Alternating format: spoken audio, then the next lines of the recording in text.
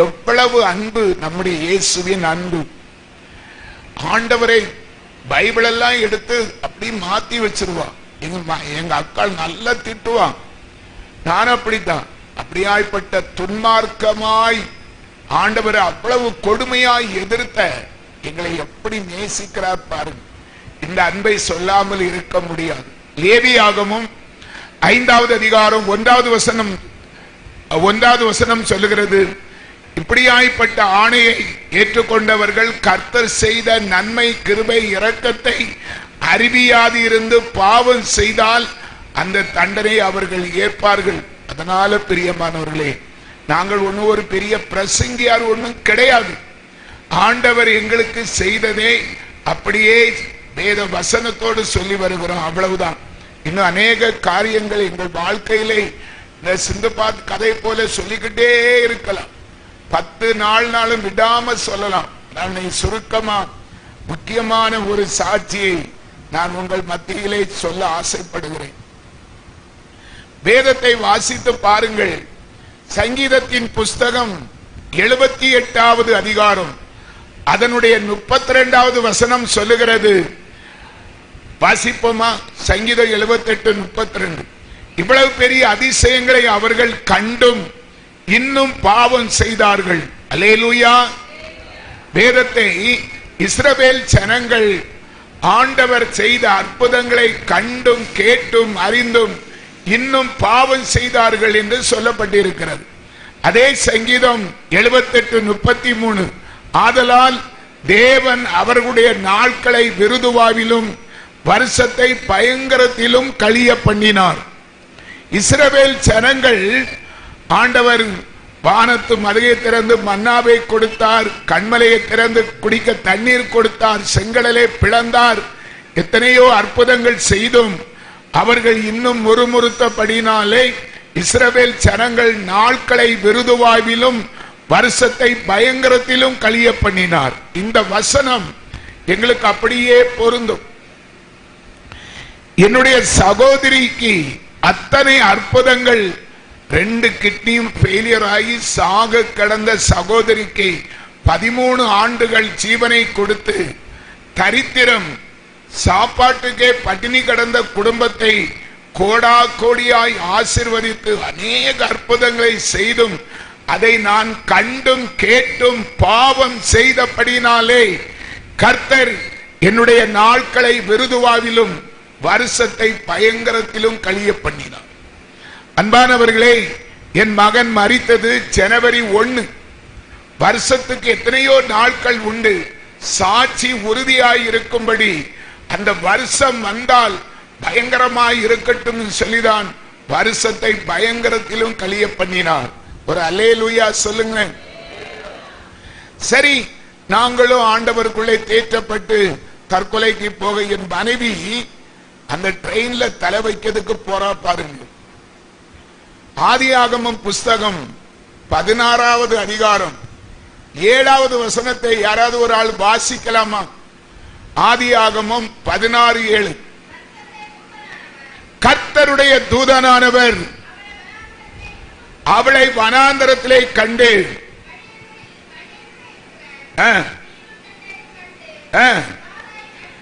சாராயின் அடிமை பெண் ஆகிய ஆகாரே, நீ எங்கே இருந்து வருகிறாய், நீ எங்கே போகிறாய் என்று கேட்டார். போதும், கவனிங்க. ஆண் சாராளை விட்டு ஆகார் போகிறாள். அவருடைய கொடுமை தாங்க முடியாமல் வனாந்தரம், சூர் என்கிற வனாந்தரத்திலே தேவதூதன் அவளை சந்தித்து கூப்பிடுகிறான். ஆகாரே, சாராயின் அடிமை பெண்ணாகிய ஆகாரே, நீ எங்கே போகிறாய்? அதே போலத்தான் அம்மா, நான் டியூஷனுக்கு போயிட்டு வாரேன்னு சொன்ன மகன் மரித்து போனான். ரயில்வே கேட்டு பக்கம் மரித்து கிடக்கிறான், செத்த பிரேதமாக. அவனை மடியிலே எடுத்து வைத்து அழுது கொண்டு இருக்கிறாள். அங்கே ஒரு சத்தம் கேட்கிறது. பள்ளிவள ரயில்வே ஸ்டேஷன்ல இருந்து ட்ரெயின் புறப்படும் போது கான் சத்தம் கேட்கிறது. பிசாசு கூப்பிடுறான், கனகம் வா, நீன வந்து சாகு. இதான் பிசாசனுடைய அழைப்பு, வா அப்படின்னு சொல்லி. இவளும் அந்த ட்ரெயின் சத்தம் கேட்டவுடனே மனசு பிசாசினால வஞ்சிக்கப்பட்டு மகன் மரித்து போனான், நம்மளும் ட்ரெயின்ல தலை வச்சிருவோம்னு சொல்லி அவனை படுக்க வச்சுக்கிட்டு எந்திரிச்சு ட்ரெயினை நோக்கி போகிறாள். பள்ளி வளைக்கும் அந்த ஸ்தலத்துக்கும் 1 நிமிஷம் ட்ரெயின் தான். 1 நிமிஷம் லேட்டா இருந்தாலும் இவள் ட்ரெயின்ல இரையாயிருப்பாள். நேரம் நெருங்குற இவள் வேகமாய் போகிறாள் ட்ரெயினை நோக்கி. அப்போதுதான் ஆண்டவர் இவளை கூப்பிட்டு, கனகம், ஆகாரை கூப்பிட்டு, எங்கிருந்து வருகிறாய், எங்கே போகிறாய் என்று சத்தமிட்டு எச்சரித்த தேவன் அருமையான மகளை கூப்பிட்டு, கனகம், நீ சாகவா போகிறாய்? உனக்கு இன்னும் 2 பெண் பிள்ளைகள் இருக்கிறார்கள். நீ மரித்து போனால் உன் பிள்ளைகளுடைய நிலை என்ன? எவ்வளவு அன்புள்ள தெய்வம்! ஒரு அல்லேலூயா சொல்லுங்க. ஆண்டவர் எதை செய்தாலும் ஞானமாய் செய்கிற தேவன். பாவம் செய்தது நான், சாக வேண்டியது நான் தான். வேதம் சொல்லுகிறது பாவம் செய்கிற ஆத்மா சாகும். ஒருவேளை பிரியமானவர்களே, நான் மரித்தால் அந்த குடும்பத்தில் ரட்சிப்பு வருவதற்கு கொஞ்சம் கஷ்டமா இருக்குமோ என்னவோ. அதனால என் மகனை ரட்சிக்க பண்ணி, எங்களோடு விக்கிர ஆராதனை செய்து கொண்டிருந்த மகனை ரட்சிக்க பண்ணி, ஆண்டவருடைய அன்பை ருசித்து அவனுடைய பாட புஸ்தகத்துல எல்லாம் இயேசு நல்லவர், அவர் ஜீவன் உள்ள தேவன், அவர் எங்கள் குடும்பத்தை ஆசீர்வதிப்பார், பாதுகாப்பார் என்று பக்கம் பக்கமா இயேசு நல்லவர் நல்லவர் என்று எழுதி வைத்திருக்கிறார். வேதம் சொல்லுகிறது, ரோமர் 10வது அதிகாரம் 9வது வசனம், கர்த்தராகிய இயேசு கிறிஸ்துவை வாயினால் அறிக்கை செய்தால் ரட்சிக்கப்படுவாய். அல்லேலூயா. அவனை ரட்சிக்க பண்ணி பக்குவப்படுத்தி தான் அவனுடைய பக்கத்திலே அந்த பரதேசிலே ஆண்டவர் வைத்திருக்கிறார். அல்லேலூயா. அவனோ ரட்சிக்கப்பட்டு பரலோகத்திலே இருக்கிறான். எங்கள் 4 வரையும் ஒரு பெந்தேகோஸ்து சபையிலே சேர்த்து முங்கி ஞானசானம் எடுத்து அபிஷேகம் பண்ணி தரிசனத்தையும் கொடுத்து, எவ்வளவு அன்பான தெய்வம்! அதே தெய்வத்தை தான் நம்ம ஆராதிக்கிறோம். பிரியமானவர்களே, உலகத்திலே கஷ்டம், நஷ்டம், பாடு, கண்ணீர், அழுகை, நிந்தை, அவமானம், பிரச்சனை, போராட்டங்கள் உண்டு. வனாந்திரம் இல்லாமல் வாழ்க்கை சீர்பெறாது. பாடுகள் இல்லாமல் பரலோகத்தை காண முடியாது. இடுக்கமான வாசல் வழியாகத்தான் நாம பிரவேசிக்க வேண்டும். சரி, ஆண்டவர் இப்படி எங்களை நடத்தினார். நமக்கு ஒரு எதிராளி உண்டு, அப்படித்தானே? பிசாசு.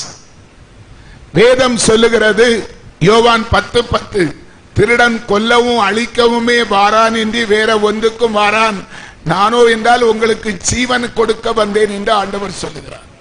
இப்போ பிசாசுடைய கோபம் என் சகோதரி பக்கம் திரும்பிட்டு. பிசாசு யாரை தொந்தரவு பண்ணுவான் தெரியுமா? ஆண்டவரோடு நெருங்குகிற விசுவாச பிள்ளைகள், ஆண்டவருக்காக எதையாவது செய்யணும் என்கிற வாஞ்சை உள்ளவர்களைத்தான் பிசாசு அதிகமாக சோதிப்பார்.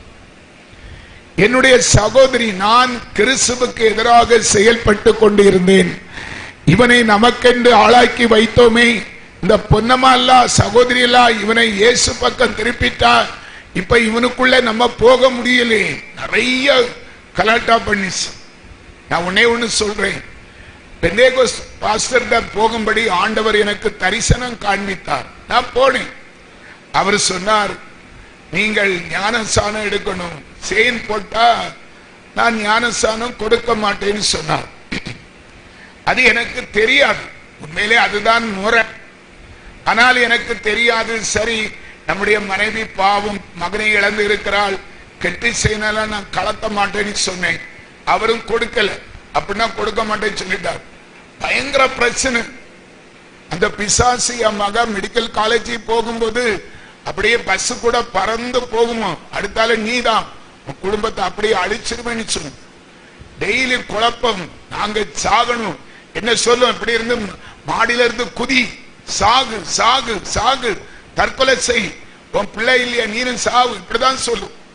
அன்பானவர்களே, ஞானசானம் தயவு செய்து யாராவது இருந்தா, முங்கி ஞானசானம் எடுக்காம இருந்தா உடனே எடுத்துரு. ஆண்டவரோடு ஒப்பரவாகி விடுங்க. ஆண்டவரை விட்டு தனிமா இருந்தா நமக்கு ஒரு செக்யூரிட்டி கிடையாது. சரி, இப்படியாக முங்கி ஞானசானம் எடுத்து, இரண்டாவது ஒரு நாள் நான் டியூட்டி செய்து கொண்டிருக்கும் போது pastor Joyson pastor, pentecost Joyson pastor அவர் கூப்பிட்டு, ஆண்டவர் என்னோடு பேசினார், அந்த குடும்பத்துக்கு உடனே ஞானஸ்நானம் கொடுங்க. ஆண்டவர் சொல்லிட்டார், நீங்க வந்து ஞானஸ்நானம் எடுங்க. நான் செய்யணும் கலத்த மாட்டேன்னு சொன்னேன், அது உங்க இஷ்டம், ஆண்டவர் உங்களுக்கு கொடுக்க சொல்றான்னு சொன்னார். அப்படியாக பிரியமானவர்களே, ஞானஸ்நானம் இங்கே எடுத்தோம், பரிசுத்த ஆவியை பெற்றோம், ஆண்டவருக்குள்ள ஐக்கியம் பட்டோம். பிசாசு எங்களை நெருங்க முடியல. அதனுடைய கோபம் என்னுடைய சகோதரி பக்கம், அந்த அக்கா பக்கம் திரும்பிட்டு, ஒரு நாள் என்னுடைய சகோதரி எங்களுக்கு உதவி செய்வதற்காக தங்கியிருந்தார்கள். நான் நேற்று சாட்சியெல்லாம் சொன்னேன் இல்லையா, தேற்றப்பட்டு ஆண்டவருடைய நாமத்தினாலே மெட்ராஸ் டியூட்டிக்கு நான் போனேன். என் மகன் மரித்து 85 நாட்கள் ஆயிருந்தது. டியூட்டிக்கு போனேன். அடுத்த நாள் என்னுடைய சகோதரி எங்க பிள்ளைகளுக்கு ஆகாரம் வாங்குவதற்காக பக்கத்து தெருவில் போயிருக்க, பக்கத்து ரோடு, காலை 9 மணி. திரளான ஜனங்கள் கூடுகிற இடம், வேலைக்கு போறவங்க அப்படி நிறைய ஜனங்கள் கூடுகிற முக்கியமான 3 முக்கு சந்து, நிறைய பேர் கூடி இருப்பாங்க. சகோதரி போகும்போது யாரோ ஒருவர் தள்ளிவிட்டது போல ஒரு உணர்வு, அதே இடத்துல விழுந்து மூளை சாவு என்கிற வியாதியில பிடிக்கப்பட்டு வலது கையும் வலது காலும் செயலிழந்து வலது கை ஒடிஞ்சி கோமால போயிட்டான். அப்படியும் உணர்வு இல்லாம கடந்திருக்கு. எல்லாரும் பார்த்து சிரிப்பு. ஏன் தெரியுமா? என்னுடைய சகோதரி சென்னையில் இருந்தாலும் ஊருக்கு வந்தால் வீடு வீடா போய் இயேசுவை ஏற்றுக்கொள்ளுங்கள் சாட்சி சொல்லுவாள். அதனால என்னுடைய சகோதரிக்கு எங்க ஊர் ஜனங்கள் ஒரு பட்ட பெயர் வச்சிருக்காங்க, ஆண்டவர் என்று சொல்லி.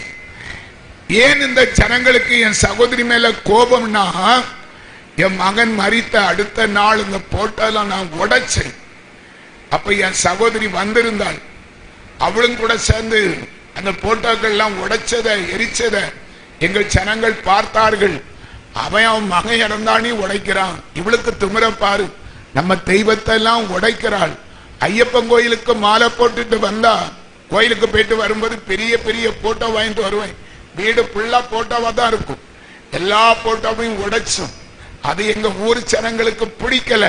நம்ம தெய்வத்தை அவமானப்படுத்தினவள் நமது கண்ணுக்கு முன்னாலே செத்து கிடக்கிறார். நம்ம தெய்வம் அவளை பழி வாங்கி இருக்கிறது. இதுதான் அவர்கள் எண்ணம். பக்கத்தில் இருக்கிற ஆஸ்பத்திரிக்கு கூட்டிக்கிட்டு போயிருக்காங்க. டாக்டரும் சொல்லிவிட்டார், இவர்கள் மூளை சாவு என்கிற வியாதியிலே பிடிக்கப்பட்டு இருக்கிறார்கள். வலது கையும் வலது சைடு ஒரு சைடு அப்படியே செயலிழந்து விட்டது. உடல் உறுப்புகள் செத்து கொண்டு இருக்கிறது. கோமால இருக்காங்க. நாளைக்கு இதே நேரத்தில் மரித்து போவார்கள். இவர்களை காப்பாற்ற முடியாது என்று டாக்டர் சொல்லிவிட்டார். எனக்கு தெரியாது, நான் சென்னையில இருக்கிறேன். உடனே ஊர்க்காரங்க எல்லாம் கேள்விப்பட்டு அவசரமா ஊரை கூட்டி, நம்ம தெய்வத்தை குற்றப்படுத்துகிறவள், நம்ம தெய்வத்தை அவமானப்படுத்தினவள் சாக போறா, நாளைக்கு அவள் சாகிறது உறுதி, நாளைக்கு அவள் சாகிற அன்னைக்கு நம்ம எல்லாம் பட்டாசு கொளுத்தி அந்த வீட்டுக்கு முன்ன சந்தோஷமா கொண்டாடணும், எல்லாரும் அவள் அடக்கத்துக்கு வரணும் என்று சொல்லி மாலை கூட்டத்திலே அவசர முடிவு எடுத்திருக்கிறார்கள். கேள்விப்பட்டேன். அடுத்த நாள் புதன் நான் அங்கிருந்து சென்னையில இருந்து மெட்ராஸ் டியூட்டி வண்டி எடுத்து காலையில டிப்போல செட் அவுட் பண்ணி விட்டு வீட்டுக்கு வருகிறேன். அன்பானவர்களே, தொண்டெல்லாம் பயங்கர வலி. காலையில இருந்து ஒரே ஊழியம். பின்ன எனக்கு கொஞ்சம் ஓவரா பேசுறவன், கொஞ்சம் நிறைய ஊழியம் செய்து முடிஞ்சோம், தொண்டை பலிக்கத்தான் செய்து. ஆனாலும் கர்த்தர் பலப்படுத்துவார். அல்லேலூயா சொல்லுங்க, அல்லேலூயா. எனக்கு அன்பானவர்களே, வண்டியை செட்டவட் பண்ணிவிட்டு சுமார் ஒரு 9:30 மணிக்கு என் வீட்டுக்கு நான் வருகிறேன். எங்க வீட்டு தெரு பக்கத்தில் ஒரே பயங்கரமான கூட்டம். 3 ஊர் சனங்கள், அருகு விலை, பாத்தியார் விலை, கலுங்கடி, கிருஷ்ணங்கோயில், இப்படி திரளான சனங்கள் கூடிவிட்டார்கள். பயங்கர கூட்டம். எனக்கு கலக்கமாய் இருந்தது, நம்ம வீட்டுக்கு முன்னால இப்படி கூட்டமாய் இருக்கிறதே என்று சொல்லி. எனக்கு அன்பானவர்களே, நான் அப்படி இந்த தெருவில் நடந்து கொண்டு வரும்போது பக்கத்தில் 2 பேர் ஒருவருக்கு ஒருவர் பேசிக் கொண்டார்கள். என்ன தெரியுமா? நான் பேக்க தூக்கிட்டு போறாம்ல, இவனுடைய சகோதரி தான் சாக கிடக்கிறாள். இயேசுவை அப்பா என்று சொல்லுகிற கூட்டம். இவன் சகோதரி எப்போதும் ஏசப்பா ஏசப்பா அவர்தான் தெய்வம் சொல்லுவாள். இப்ப இவனும் ஏசப்பான்னு சொல்ல ஆரம்பிச்சிருக்கிறான். அவதான் சாக கிடக்கிறாள் அப்படின்னு ஒருவருக்கு ஒருவர் சொல்லுகிறதை என் செவிலை கேட்டேன். எனக்கு மிகுந்த கவலையாயிருந்தது. நம்ம சகோதரியை பத்திலாம் பேசுகிறார்கள். சகோதரி பலகீனப்பட்டு வீட்டுல இருந்தாலே அவளுக்கு ஏதாவது பிரச்சனை ஆயிட்டா இப்படி வரும்போது வீட்டுக்கு முன்னால எல்லாரும் என்னை ஒரு மிருகத்தை, ஒரு அருவருப்பான மனுஷனை பார்க்கறது போல பார்க்கிறாங்க. என் மனைவி அழுதுட்டு இருக்கிறா, என்னுடைய சகோதரி இளைய சகோதரி அழுதுகிட்டு இருக்கிறா. அப்பதான் எனக்கு பிறகு உள்ள சகோதரி, அண்ணா இப்படி அண்ணா அக்கா நேரத்துக்கு கீழே விழுந்துட்டாங்களாம், ஆஸ்பத்திரிக்கு கொண்டு போயிருக்காங்க, டாக்டர் சொல்லிவிட்டார் இன்னைக்கு மரித்து போவார்கள் என்று. அதனால அக்காவுடைய பிள்ளைகளுக்கு ஆள் சொல்லிவிட்டு இருக்கிறோம், நம்ம சொந்தக்காரங்க எல்லாம் வந்துட்டு இருக்காங்கன்னு சொல்லி அவ அழுறா. எல்லாருக்கும் நமட்டு சிரிப்பு, ஒரே சந்தோஷம். ஏன்னா எங்களை சுற்றி இருக்கிறவர்கள் அனைவரும் விக்கிர ஆராதனை செய்கிறவர்கள். அன்பானவர்களே, எனக்கு வசனத்தோடு பேசி பழக்கம்னால சங்கீதம் 35வது சங்கீதம் 15வது வசனம், ஆனாலும் எனக்கு ஆபத்து உண்டான போது அவர்கள் சந்தோஷப்பட்டு கூட்டம் கூடினார்கள், நீசரும் நான் அறியாதவர்களும் எனக்கு விரோதமாய் கூட்டம் கூடி ஓயாமல் என்னை நிந்தித்தார்கள். அல்லேலூயா. ஐயோ, பாவனி சொல்வதற்கு யாருமே கிடையாது. அன்பானவர்களே, எங்க அம்மா இறந்த 2 மாசம் தான் ஆயிருந்தது. சும்மா இருந்த என் பிள்ளையும் செத்து போனான். அதோடு என்னுடைய சகோதரி உதவி செய்ய வந்த சகோதரியும் சாக போறான். பயங்கரமான நெருக்கம், பிசாசினுடைய தந்திரம். எனக்கு மனசு எப்படி இருக்கும்? என் நிலையில நீங்க இருந்தா என்ன சொல்லுவீங்க? ஏசப்பாவை முறுமுறுப்பதற்கு வாய்ப்பு இருக்கா இல்லையா? ஆண்டவரே, ஆபத்துக்காக உம்மை நோக்கி நான் வந்தேனே, நீரும் என்னை கைவிட்டு விட்டீரோ அப்படித்தானே சொல்ல தோணும். ஆனால் நான் அப்படி சொல்லல. அன்பானவர்களே, அதுதான் ரட்சிப்பு. பரிசுத்த வேதத்தை கிழித்திருக்கிறேன், ஊழியக்காரர்களை அடித்திருக்கிறேன், தேவ நாமத்தை தூசித்திருக்கிறேன், ஆனால் கர்த்தர் நல்லவர் என்பதையும் ருசித்திருக்கிறேன். மனுஷனாய் இருந்தால் நல்ல இருதயம் வேணும். ஆண்டவர் செய்த தியாகத்தை மறக்க கூடாது. பிரியமானவர்களே, நெருக்க 1000 வரட்டும், அவரை விசுவாசிக்கிறவன் பாக்கியமான். நான் சொன்ன இந்த ஜனங்கள் எல்லாம் சொன்னாங்க, இயேசுவிடத்துல போனதுனாலதான் உனக்கு இந்த நிலை. ஒரு மூதாட்டி பெரியம்மா முறை வரும், அந்த மூதாட்டி சொன்னாங்க, எல உனக்கு அறிவு இருக்கால, நம்ம தெய்வத்தை நீ உடைக்கலாமா எரிக்கலாமா? இப்ப பத்தியா உன் குடும்பத்தை பழி வாங்க ஆரம்பித்து விட்டது, அடுத்த உன் குடலையும் புடிங்கிரும். நீ ராஸ்கல் பேசாம எரிச்சு உடைச்சி போட்டிருக்கிற போட்டாவை கழுவி வச்சு தாழ விழுந்து கும்பிடு, இல்லைன்னா உன் குடும்பமே அழிஞ்சிரும் சொன்னாங்க. எல்லாமே முடிந்ததென்று என்னை பார்த்து இகழ்ந்தனர், இனி என்றும் எழும்புவதில்லை என்று சொல்லி நகைத்தனர். எல்லாமே முடிந்ததென்று என்னை பார்த்து இகழ்ந்தனர், இனி என்றும் எழும்புவதில்லை என்று சொல்லி நகைத்தனர். ஆனாலும் நீங்கள் என்னை கண்ட விதம் பெரியது, என் உயர்வின் மேன்மை எல்லாம் ஒருவருக்குரியதே. ஆனாலும் நீங்கள் என்னை கண்ட விதம் பெரியது, என் உயர்வின் மேன்மை எல்லாம் ஒருவருக்குரியதே. நீர் மட்டும் பெருகணும், நீர் மட்டும் பெருகணும், நீர் மட்டும் இயேசுவே, நீர் மட்டும் பெருகணும், நீர் மட்டும் பெருகணும், நீர் மட்டும் இயேசுவே. அல்லேலூயா. எல்லா ஜனங்களும் ஒட்டுமொத்தமாய் என்னை டார்ச்சர் பண்ணினார்கள். பிரியமானவர்களே, வேதத்தை வாசித்து பாருங்கள். சங்கீதத்தின் புஸ்தகம் 69வது சங்கீதம் 19வது வசனம், தேவரீர் என் நிந்தைகளையும் என் வெட்கத்தையும் என் அவமானத்தையும் அறிந்திருக்கிறேன். என் சத்துருக்கள் எல்லோரும் உமக்கு முன்பாக இருக்கிறார்கள். அல்லேலூயா. எல்லாரும் என்னை குற்றப்படுத்தி நிந்திக்கிறார்கள்.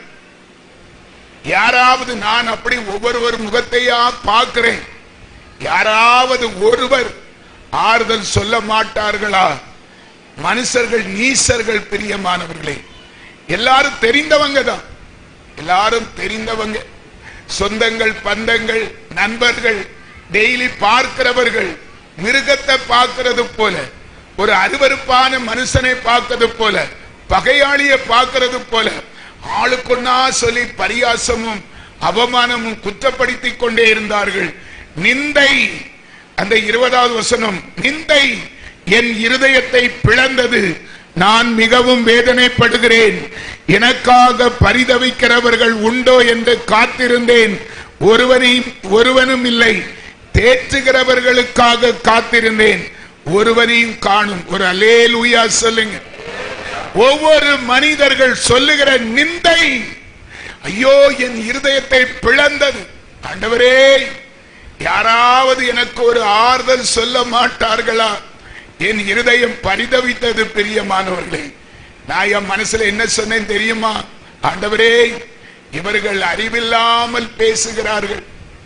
என் சகோதரி என்றைக்கோ மரிக்கிறவள், அவள் சரீரம் எல்லாம் வியாதி, ஆனால் அவள் வியாதி நிமித்தம் சாக போறாள். இந்த ஜனங்கள் மாற்றி இயேசுவினிடத்தில் போனதுனால தான் இவளுக்கு இந்த மரணம், இந்த குடும்பம் இப்படி சாகிறது என்று சொல்லி பழிய உங்க மேல போடுறாங்க. என்ன செய்தேன்னு தெரியுமா?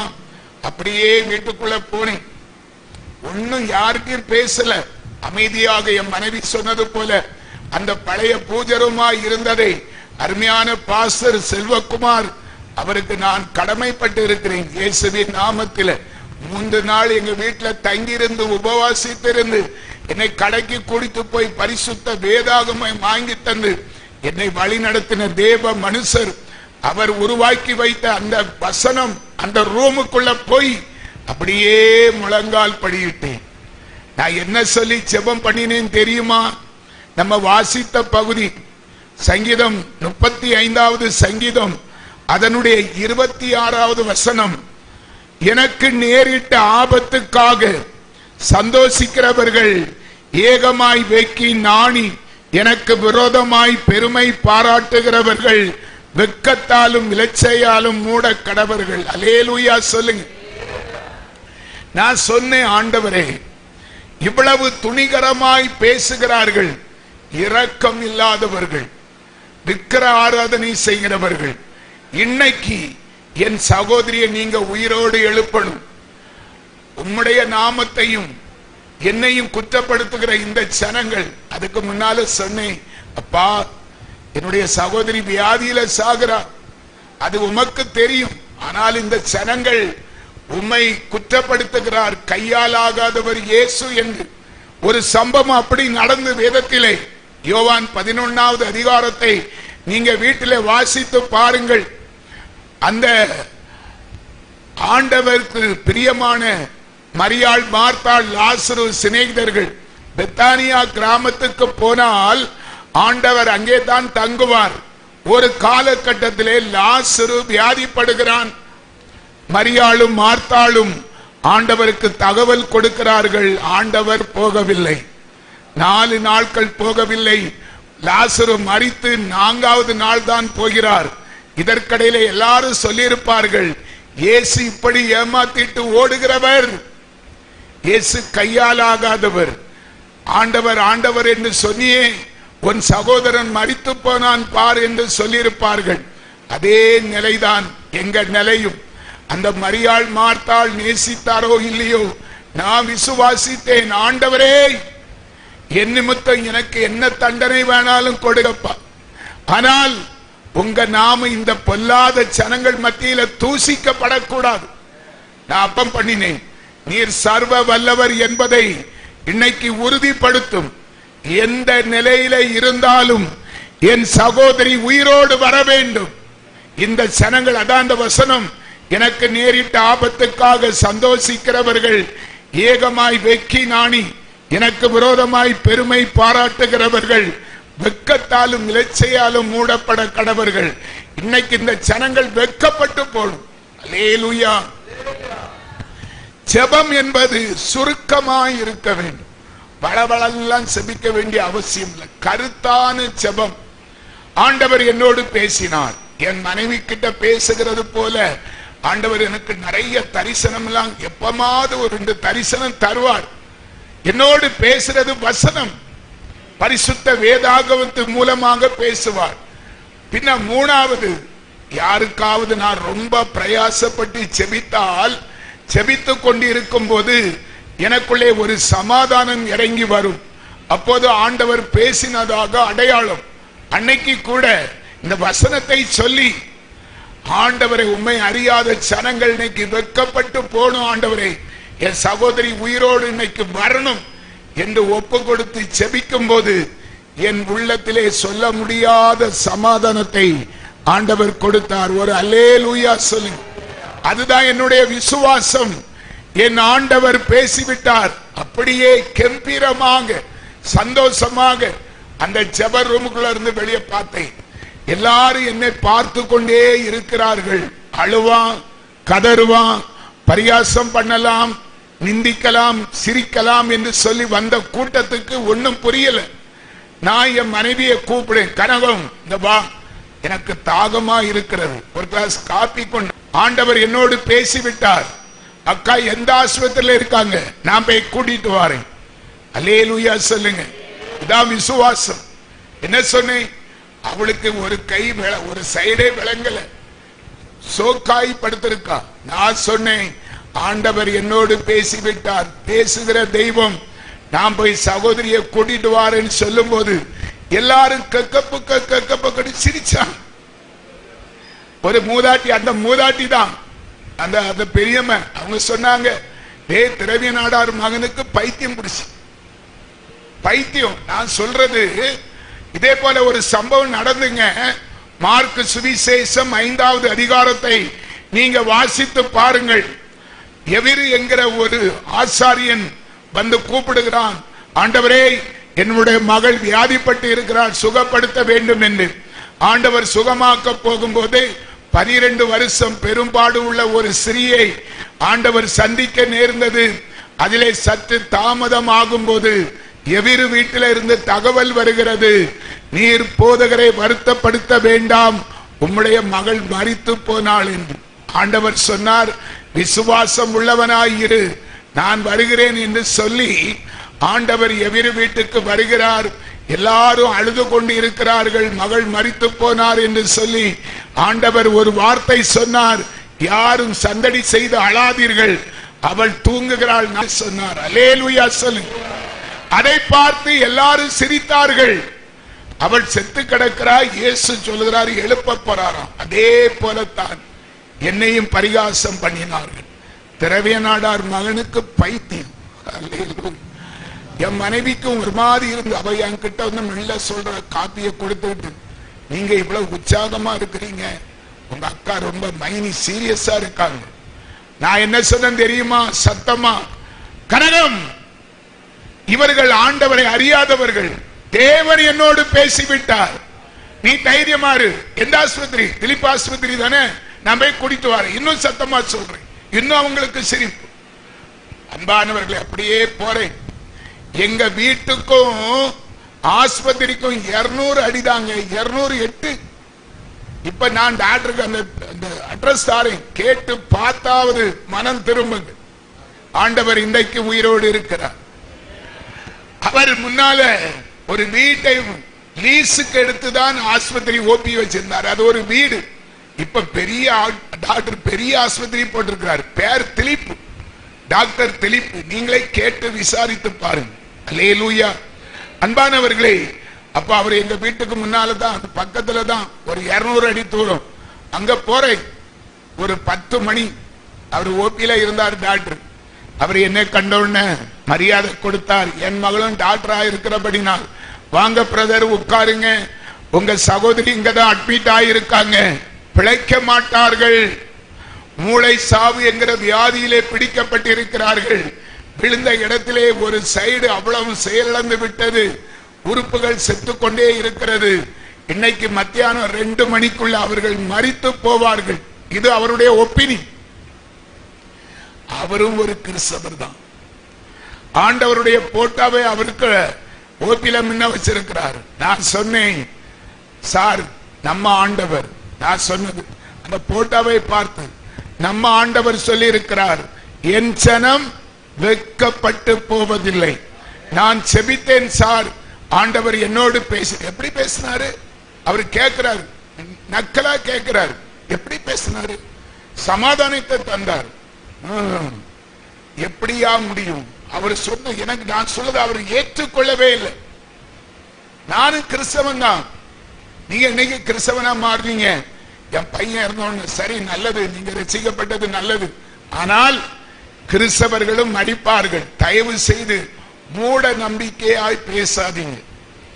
என் மேல உங்களுக்கு நம்பிக்கை இல்லைன்னு சொன்னா நாகர்கோயில எங்கேயாவது கொண்டு போய் பாருங்க, உங்க சகோதரி பிழைக்க மாட்டார்கள். தயவு செய்து நம்புங்க. அவங்க இன்னைக்கு அவங்க சாவை யாராலும் தடுக்க முடியாது. இது தெய்வ சித்தம்.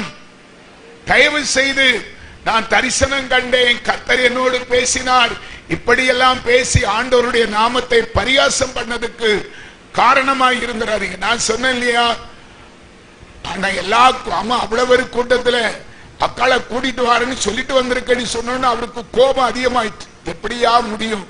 எல்லாரும் சிரிக்க போறாங்க, உங்க அக்காளுடைய பாடிதான் வீட்டுக்கு போகும் அப்படின்னா. நான் சொன்னேன், அப்படி இல்லை, நான் கர்த்தரை விசுவாசித்தேன், அவர் அவருடைய தொழிலை விசுவாசித்தார். ஒரு அல்லேலூயா சார்.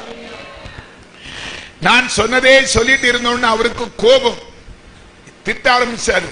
நான் எல்லாத்தையும் கிளினிக்கே போட்டுட்டு பேசிட்டு இருக்கேன், சொன்னா புரியாத ஆளு. அவர் ஒரு ஐடியா அதுக்கு முன்னாடி சொன்னார், உங்க சகோதரி செத்து போவா, உங்க அம்மாவும் ஒரு 2 மாசத்துக்கு முன்னால் தான் செத்தாங்க, உங்க பையனும் செத்து போனா, ஒரே வீட்டுல 3 பேர் சாகிறது சரியில்லை, நான் ஒரு ஆம்புலன்ஸ் பிடிச்சு தாரேன், மெட்ராஸுக்கு அனுப்புங்க, வழியில செத்து போவாங்க, உங்க மக வீட்டுல அடக்கம் பண்ணிருங்க, இப்படிதான் சொன்னார். அதுக்கு பிறகுதான் நான் சொன்னேன், இல்ல ஏசப்பா என்ற சொல்லியிருக்காருன்னு சொன்னேன். கடைசியாக அவருக்கு டென்ஷன் ஆகி, சரி நான் இப்ப என்ன செய்யணும்னு சொன்னார். நீங்க ஏதாவது செய்யுங்க, ஆண்டவர் ஜீவனை கொடுப்பார். அவரு சொன்னாரு, ஒன்னும் செய்ய முடியாது, உன் தலை வாபோனி எல்லாம் பேசிட்டார். அதெல்லாம் போய் அவர்கிட்ட சொல்லிட்டு நிக்காதீங்க, போட்டு கொடுத்துறாதீங்க. அல்லேலூயா. பேர் சொன்னது தப்புன்னு நினைக்கிறேன். அவரு நமக்கு ஒரு நல்ல ஃப்ரெண்டா இருக்கிறார். ஒரு என்ன செய்யணும்? ஒன்னும் செய்ய முடியாது. எம்ஆர்ஐ ஸ்கேன், சிடி ஸ்கேன் எடுத்து பார்ப்போம். சொன்னா புரியாத ஆளு, செலவழிக்கிறதெல்லாம் வேஸ்ட். ஒரு 10,000 ரூபாய் கொண்டு வாருன்னு சொன்ன, அப்படியே திரும்பி பார்க்காம போறேன். என் சகோதரிய கூட பார்க்கல, கையில ஒரு பைசா கிடையாது. மாச கடைசி பிரியமானவர்களே. ஆனால் என் சொந்த தகப்பண்ட நான் சொல்லிக்கிட்டே போறேன், எசப்பா 10,000 ரூபாய் டாக்டர் கேட்கிறார், நான் யாருக்கிட்ட போய் கடன் கேட்பேன்? எனக்கு நீங்க தான் பொறுப்பு. அல்லேலூயா. நான் உம்முடைய பிள்ளை, நீர் எனக்கு தகப்பன், அப்பா பிதாவே என்று அழைக்கிற உரிமை சொத்தை எங்களுக்கு கொடுத்திருக்கிறீர், எனக்கு நீங்க தான் தரணும். நம்ம செபம் தகப்பண்ட கேட்கறது போல செபிக்கணும். பாருங்க, அதிசயம் நடந்துங்க. எங்க வீட்டுக்கும் ஆஸ்பத்திரிக்கும் வெறும் 208 தான், 150 மீட்டர் தான் வரும். நான் வீட்டுக்கிட்ட நெருங்கதுக்குள்ள ஒரு சகோதரி, பேபி பேரு கேரளா சகோதரி, வட்டிக்கு கொடுக்கிறவங்க தான். அவங்க வலிய வந்து கேட்கிறாங்க, தம்பி நாராயணன் அக்கா ஆஸ்பத்திரியில இருக்கான்னு கேள்விப்பட்டேன், தம்பி உனக்கு ஏதாவது ரூபா செலவுக்கு வேணுமா? அல்லேலூயா சொல்லுங்க. தேவைகளை சந்திக்கிறவர் திருப்தியாக்கி நடத்திடுவார், தேவைகளை சந்திப்பார், நீதம் எடுக்க வைப்பார், பிறருக்கு கொடுக்க வைப்பார். அல்லேலூயா. நம்முடைய தேவைகளை சந்திக்கிற ஒரு பரம தகப்பன். எதுனாலும் உரிமையோடு கேளுங்க. அப்படியே கொடுத்தா இந்த பைப்பு மூட்டில வச்சுக்கிட்டு ரூபாய் எடுத்துக்கொண்டு தந்தாங்க. ஒரு அல்லேலூயா சொல்லுங்க. 2வது போறேன் ஆஸ்பத்திரிக்கு. அது ஒரு வீடுங்க, வீடு பழைய காலத்து வீடு, மாடி வீடு, மரப்பலகை போட்டிருக்காங்க, தூக்கலா இருக்கும். ஏறி போனாலே கஷ்டம், ஒரு கயிறு போட்டு பிடிச்சுதான் போகணும். இறங்கன்னா அதை விட கஷ்டம். அவர் அந்த வீட்டை லீஸுக்கு எடுத்து வியாதிசர்களை கொண்டு வருவதற்கு பின்னால ஒரு மரப்பாலம் போட்டு இருக்கிறார். அப்படிதான் கொண்டு வரணும். நான் இப்படி வீட்டுக்குள்ள போய் மரப்பாலத்தோடு ஏறி போறேன். மாடியில என்னுடைய சகோதரி படுக்க வைக்கப்பட்டிருந்தார்கள். எப்படி இருந்தால் தெரியுமா? என்னுடைய சகோதரி வெட்டி போட்ட வாழைத்தண்டு காஞ்சி போன சருகை போல ஆணி வாயப்பழந்து கண்ணெல்லாம் செத்து உணர்வில்லாமல் பாடியாக பிரேதமாக படுத்திருந்தார்கள். அல்லேலூயா சொல்லுங்க. டாக்டர் போன் போட்டார், ஆம்புலன்ஸ் வந்தது. ஒரு நர்ஸ் பாப்பா அந்த குளுக்கோஸை பிடித்துக் கொண்டார்கள். நான் என்னுடைய சகோதரியை வாரிக்கொண்டு மரப்பாலம் வழியாக இறங்கி ஆஸ்பத்திரிக்கு கொண்டு போய் எம்ஆர்ஐ ஸ்கேன் எடுத்து, இப்ப இருக்கிற அந்த பால் பண்ண பக்கத்துல திலகராம ஆஸ்பத்திரி பக்கத்துல எல்லாரும் ஆச்சரியமாய் பார்த்தார்கள். உயிரோடு இருக்கிறவனுக்கு ஸ்கேன் எடுப்பாங்க. இந்த ஒரு ஆளு செத்து போன ஒரு சகோதரியை கொண்டு வரான்னு சொல்லி செத்து போய் தான் இருந்தாள் அவள். முதலாவது பணம் கட்ட சொன்னாங்க, குறிப்பிட்ட ரூபா, நீங்க பணத்தை கட்டுங்கன்னு சொல்லி. அதுக்கு பிறகு தலையை உள்ள விட்டு என்ன இல்லாம ஸ்கேன் எடுத்து 1 மணிக்கு ரிப்போர்ட் வரும்னு அனுப்பி விடுறாங்க. திருப்பி மறுபடியும் பாடி ஆஸ்பத்திரிக்கு வருது. இங்கே வந்தால் ஊரெல்லாம் எங்க அப்பா எங்க குடும்ப பேச்சுதான். அந்த ஊரு போது அவ்வளவு கலசல். இன்னாரு யாரு செத்து போனா? அந்த உனக்க, அந்த ஒல்லி, அந்த குச்சி, மெட்ராஸ்ல இருப்பாளே ஒருத்தி, ஏசு ஏசுன்னு சொல்லுவாளே, நம்ம தெய்வத்தெல்லாம் பழிப்பாளே, அவதான். எங்க பார்த்தாலும் இதான் பேசு. ஆஸ்பத்திரிக்கு உள்ள பயங்கர கூட்டம், வேடிக்கை பார்ப்பது. நான் என்ன செய்தேன்னு தெரியுமா? பாடியை கொண்டு போய் தெற்க தலை வச்சு வடக்க கால் நீட்டி படுக்க வச்சு எல்லாரையும் வெளியே போக சொன்னேன். எல்லாரும் வெளியே போங்க அப்படின்னு விரட்டி, ஆசி எடுத்து விரட்டி கதவை அப்படி சாத்திக்கிட்டு முழங்கால் படியிட்டேன். பாடிக்கு வலது பக்கம். வேதம் சொல்லுகிறது, அப்போஸ்தலர் நடபடி புஸ்தகம் 9வது அதிகாரம் 40வது வசனத்தை வாசிக்கலாமா? அப்போஸ்தலர் 9:40. பேதுரு வாசிங்க.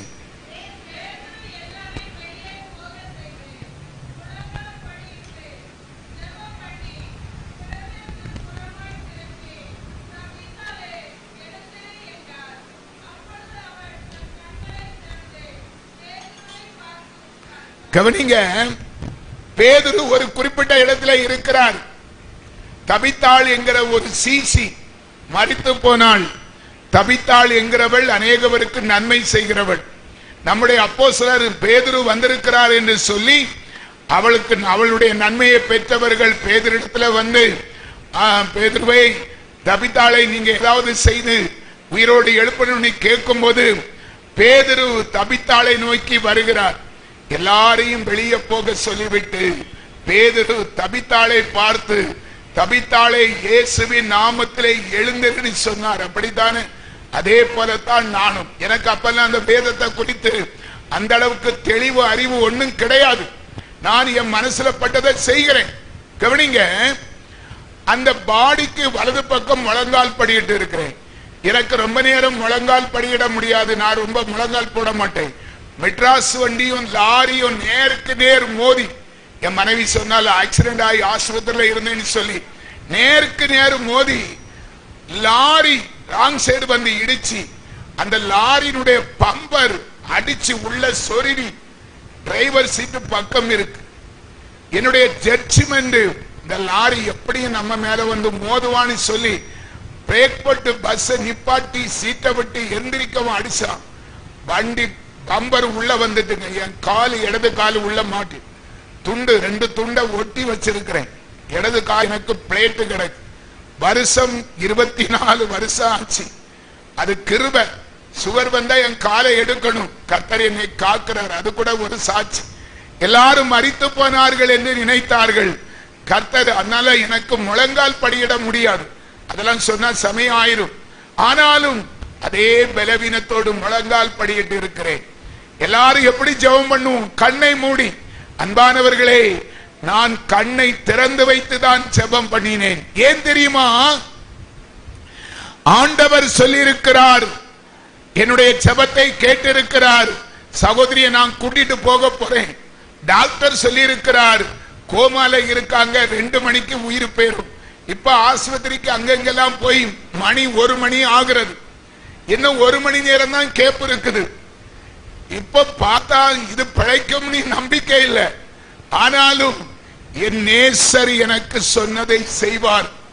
இந்த செத்து போன சரீரத்துக்குள்ளே அந்த ஜீவன் எப்படி வருகிறது என்பதை நான் காண்பேன் என்று சொல்லி கண்ணை முழிச்சு வச்சு ஜெபம் பண்ணேன். அல்லேலூயா சொல்லி 5 நிமிஷம் ஆச்சு, ஒண்ணும் நடக்கல.